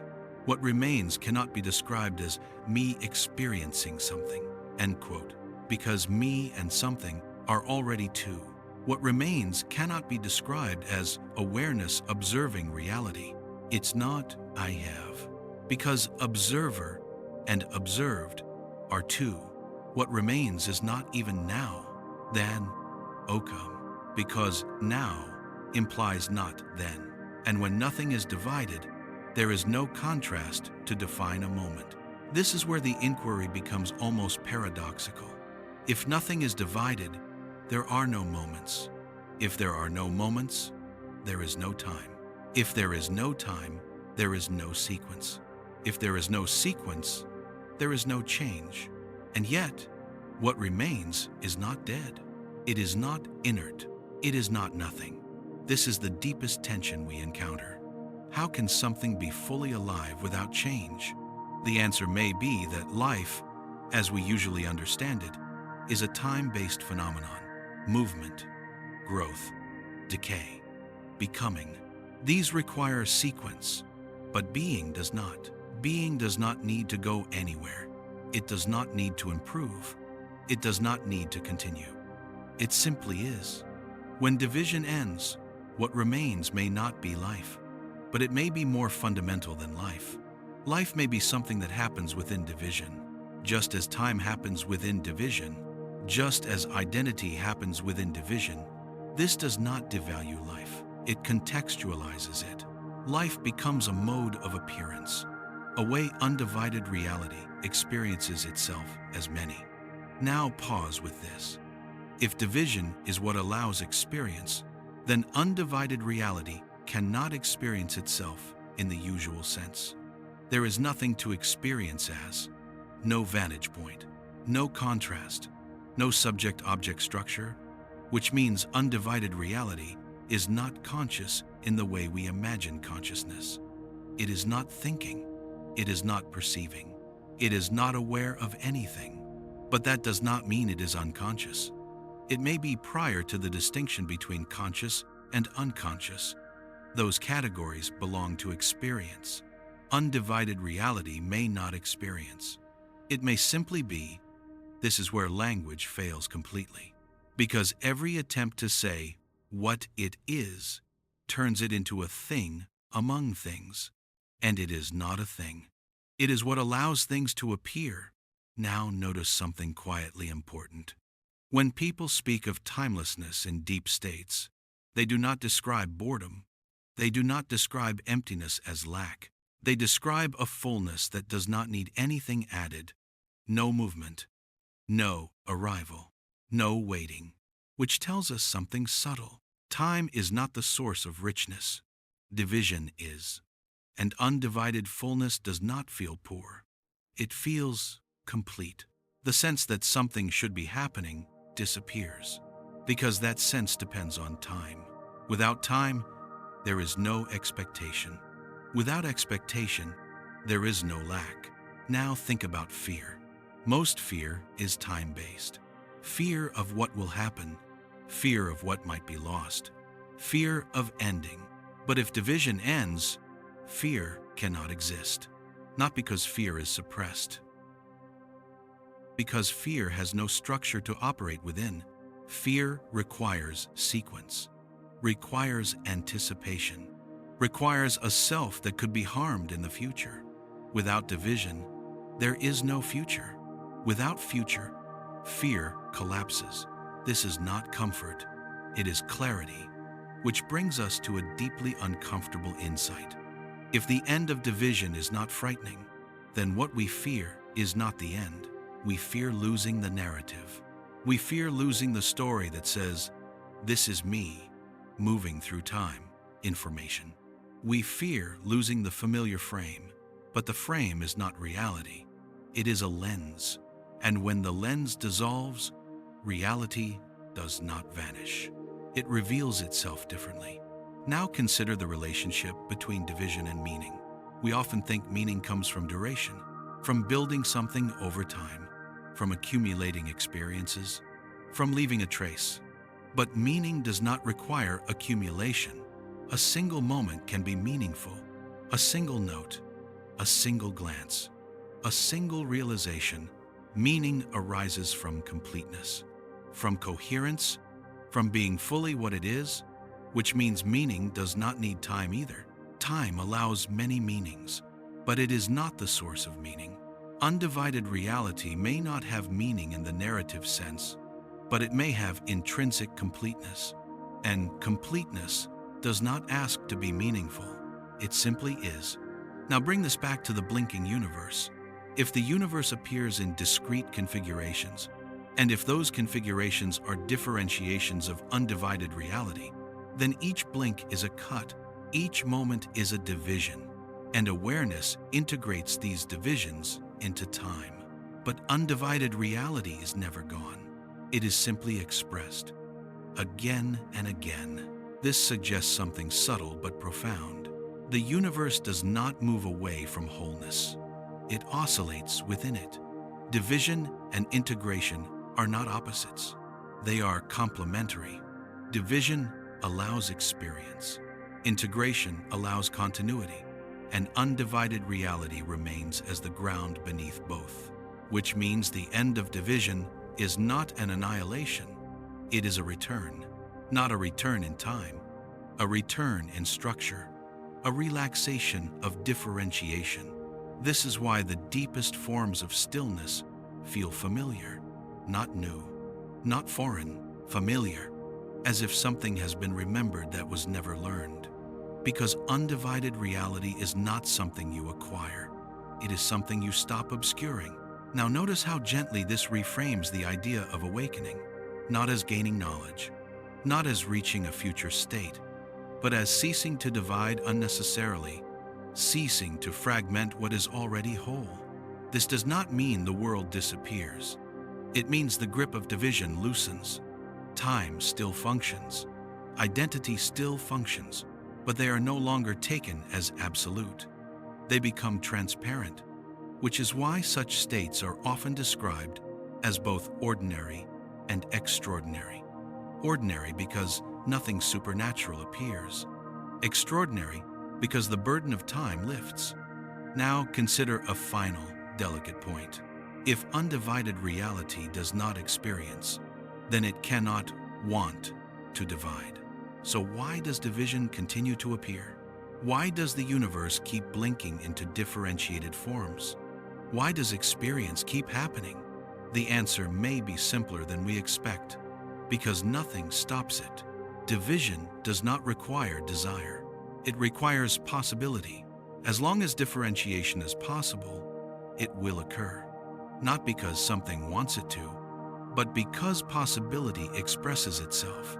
This is not a cause, it is a condition. Just as gravity does not want objects to fall, just as fire does not want to burn, conditions allow expressions. Undivided reality allows differentiation. Differentiation produces experience. Experience produces time, and time eventually circles back and questions its own foundations, which is what you are doing now. This is not accidental. It is recursive. Awareness differentiates to experience. Then awareness recognizes the cost of differentiation. Then awareness softens. Then differentiation resumes.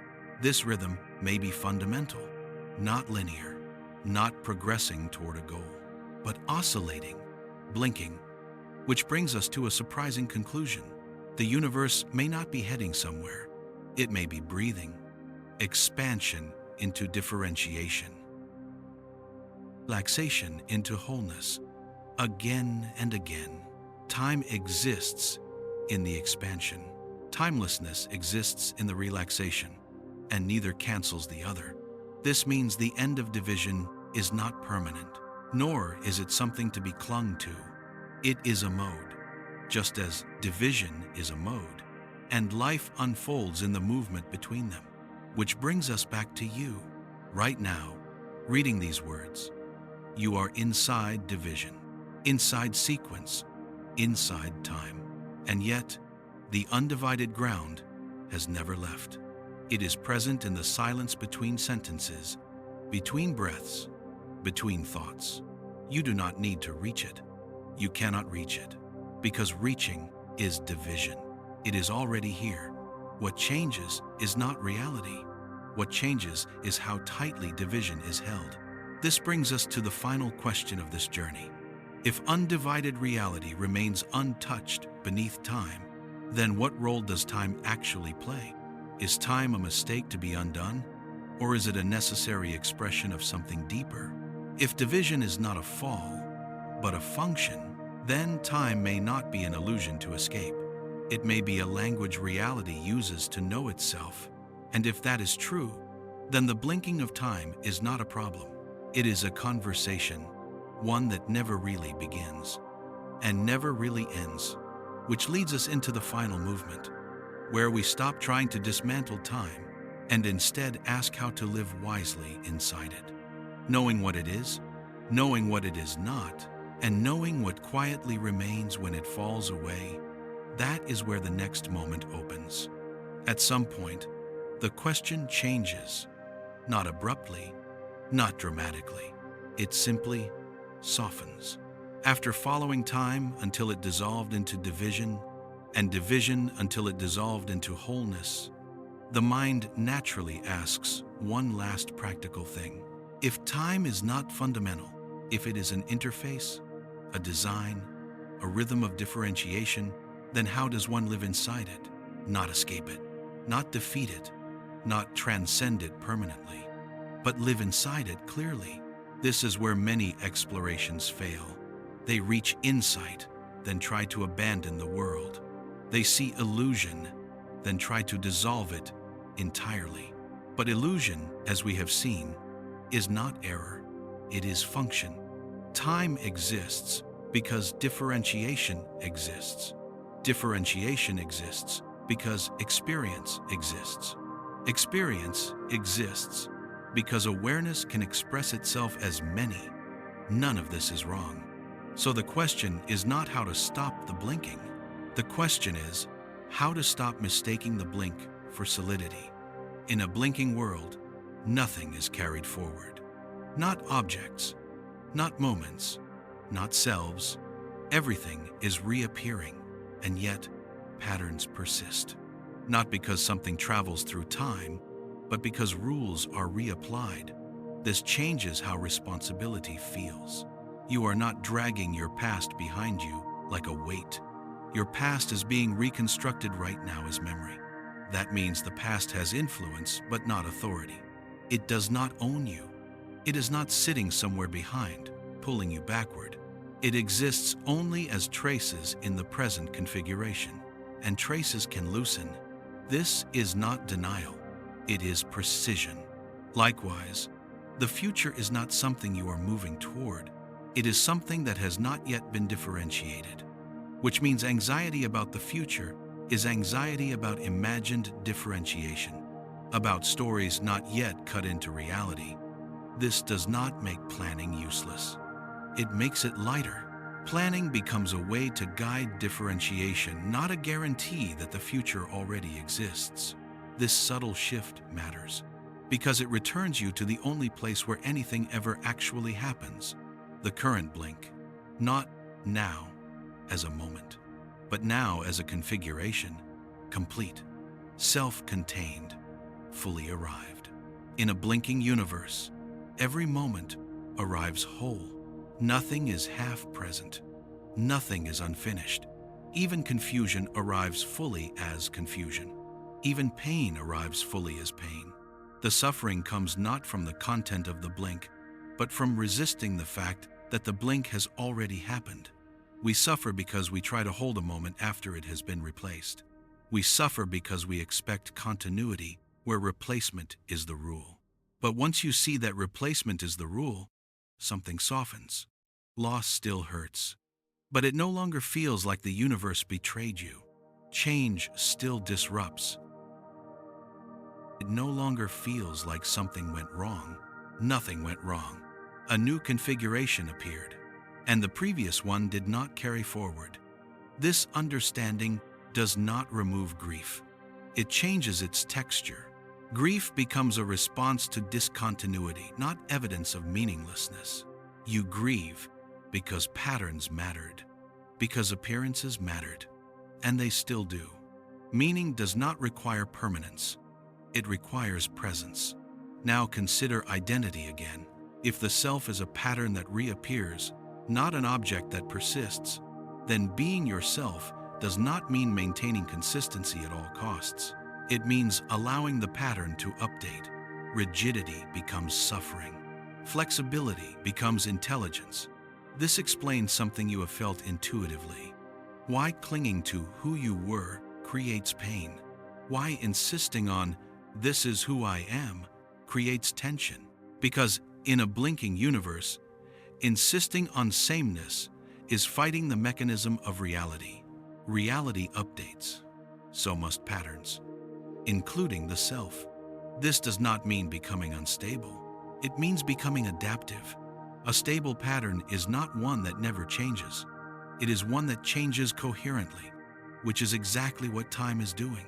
Time is coherence across replacement. Now, think again about awareness. Awareness does not blink in the same way appearances do. Appearances change. Awareness accommodates. This gives you a choice. Not a choice about what appears that is governed by constraints, history, biology, circumstance, but a choice about identification. You can identify with the appearance, or you can identify with the accommodating. When you identify with appearance, time feels heavy. Every change feels personal. Every loss feels like a threat. When you identify with awareness, time feels lighter. Change is still real, pain is still real. But it is no longer interpreted as an attack on existence itself. Because awareness is not being replaced. Only content is. This does not make you detached. It makes you grounded at a deeper level. You become able to participate without being consumed. Now consider urgency. Urgency is the emotional signature of mistaking sequence for reality. When you believe time is a river carrying you towards something irreversible, urgency feels rational. But when you see that reality reappears in complete configurations, urgency loses its grip. Not all urgency disappears. Biological urgency remains. Practical urgency remains. But existential urgency, the feeling that you are running out of time, softens because nothing is running. There is no current sweeping you away. There is only replacement. And replacement is always complete. You are never almost too late. You failed? You are always exactly here in this configuration, which means the only thing you can ever respond to is what is present. And that is enough. Now think about attention. Attention is how awareness chooses what to integrate. In a blinking universe, attention determines which patterns become dominant. Not forever, but now. This gives attention a quiet power. Not the power to control reality, the power to shape experience. Where attention rests, time thickens. Where attention relaxes, time thins. This is not philosophy. It is something you can observe. When you fixate, time becomes dense. When you soften focus, time opens. Neither is better. They serve different functions. The mistake is believing one is mandatory. The skill is knowing when to use which. This is what wisdom looks like in a blinking world. Not escape, not domination, but fluency. Knowing that time is a mode. Knowing that identity is a pattern. Knowing that awareness remains, and moving accordingly. Now return one last time to sleep. Every night, you release integration completely. You do not resist the blink. You allow replacement without memory. And nothing bad happens. You do not vanish. You do not get lost. You wake up. This should teach us something profound. Letting go of continuity is not dangerous. It is natural. The danger lies in resisting replacement, in insisting that something must carry forward. In clinging to frames that have already been replaced, life becomes exhausting when you fight the blink. It becomes lighter when you move with it. This does not mean indifference. It means alignment. Now consider the deepest fear, the fear of ending. The fear that if time stops, everything stops. But in sleep, time stops and nothing bad happens. In the space between thoughts, time stops and awareness remains, which suggests that the fear is misplaced. What we fear is not the end of time. We fear the loss of story. But story is not reality. Story is a tool, a beautiful one, a necessary one, but not the ground. Now, see how gently this reframes meaning. Meaning is not something that accumulates over time like a total score. Meaning is something that appears within a blink. A moment is meaningful if it is fully lived, not if it lasts long. This is why a single insight can outweigh years of routine. Because completeness matters more than duration. Now pause. If you truly absorbed everything so far, something subtle may already be happening. Time may feel slightly less solid, not gone, not broken, just less absolute. That is enough. The goal is not to dissolve time, it is to see it clearly, to stop treating it as the ultimate authority. And once time loses its authority, life does not lose meaning. It gains depth. Which brings us to the final movement. We have explored what time is not. We have explored what remains when it falls away. Now we must gently return. Not back to ignorance, but back to life, carrying this understanding quietly, not as a belief, but as a lens. Because the final question is not about the universe, it is about you. How do you close your eyes at night knowing time is a blink? How do you open them in the morning knowing this moment is complete? How do you live fully when nothing is carried forward? That is where the final chapter breathes open.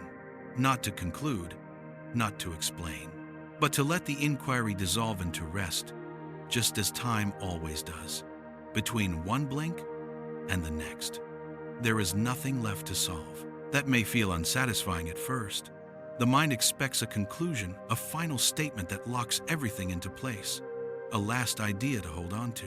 But holding on is precisely what this journey has been gently undoing. Because if time is a blink, then conclusions are just pauses we pretend are endings. And endings do not exist the way we imagine. So instead of concluding, we slow down. We let the inquiry settle, not into answers, but into clarity.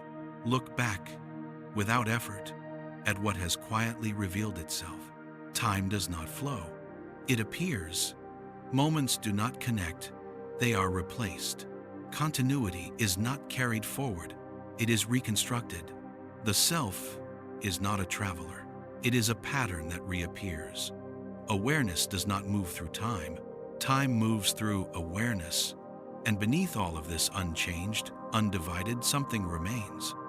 Not as an object, not as a concept, as presence.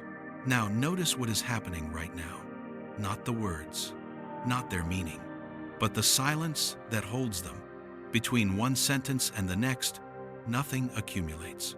No time passes there, and yet you are here. This is the quiet confirmation.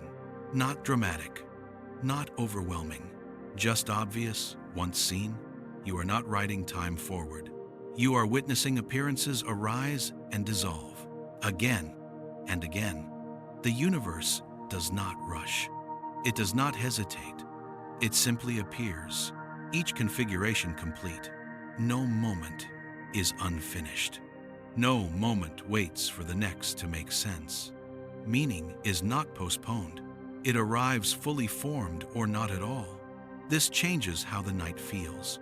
When you lie down and close your eyes, you are not entering a long stretch of darkness called sleep. End quote. You are stepping out of integration. The blink softens. Time loosens its grip, and nothing is lost. You do not fall behind. You do not disappear. You simply stop stitching moments together. And when awareness stirs again, the universe is there. Not because it continued, but because it appears fresh, coherent, unburdened by the idea of duration. This is why mornings feel quietly miraculous, even when they feel ordinary. You were not carried through the night. You were replaced. And the replacement was seamless. So seamless, you call it continuity. But now, you know better. Continuity is not what keeps you safe. Presence is, and presence does not depend on time. This changes how the day feels, too. You do not need to outrun the future. The future has not been divided yet. You do not need to cling to the past. The past exists only as memory in this configuration. Nothing is chasing you. Nothing is pulling you. There is only what appears. And what appears is always enough to respond to. Now feel how gently this releases pressure. Not because responsibilities vanish, but because urgency becomes optional. Not everything requires a story. Not every moment needs to be justified by what came before or what comes next. Sometimes a blink is just a blink, and that is enough. This understanding does not make you passive. It makes you precise. You act where action appears. You rest where rest appears. You let moments end without demanding they carry forward. And in doing so, you align with the deepest rhythm of reality. Appearance, replacement, presence. Again and again. If there is any final insight to carry with you, it is this. You are not inside time. Time is something happening in front of you. And behind it, untouched, unmoving, is what you actually are. Not the self you describe, not the story you remember, but the simple fact of being here. even when nothing is happening, especially when nothing is happening. So tonight, when the world quiets, when thoughts thin, when the last image fades, do not think of sleep as time passing. Think of it as the blink becoming gentle, awareness resting without division, no waiting, no distance, just absence of sequence. And when morning arrives, or whatever comes next, do not think of it as returning. Nothing ever left. Close your eyes now, not to end anything, but to notice what does not blink. The universe is still appearing. The blink continues. And somewhere beneath it, there is nothing you need to do. Just rest. The rest has already begun.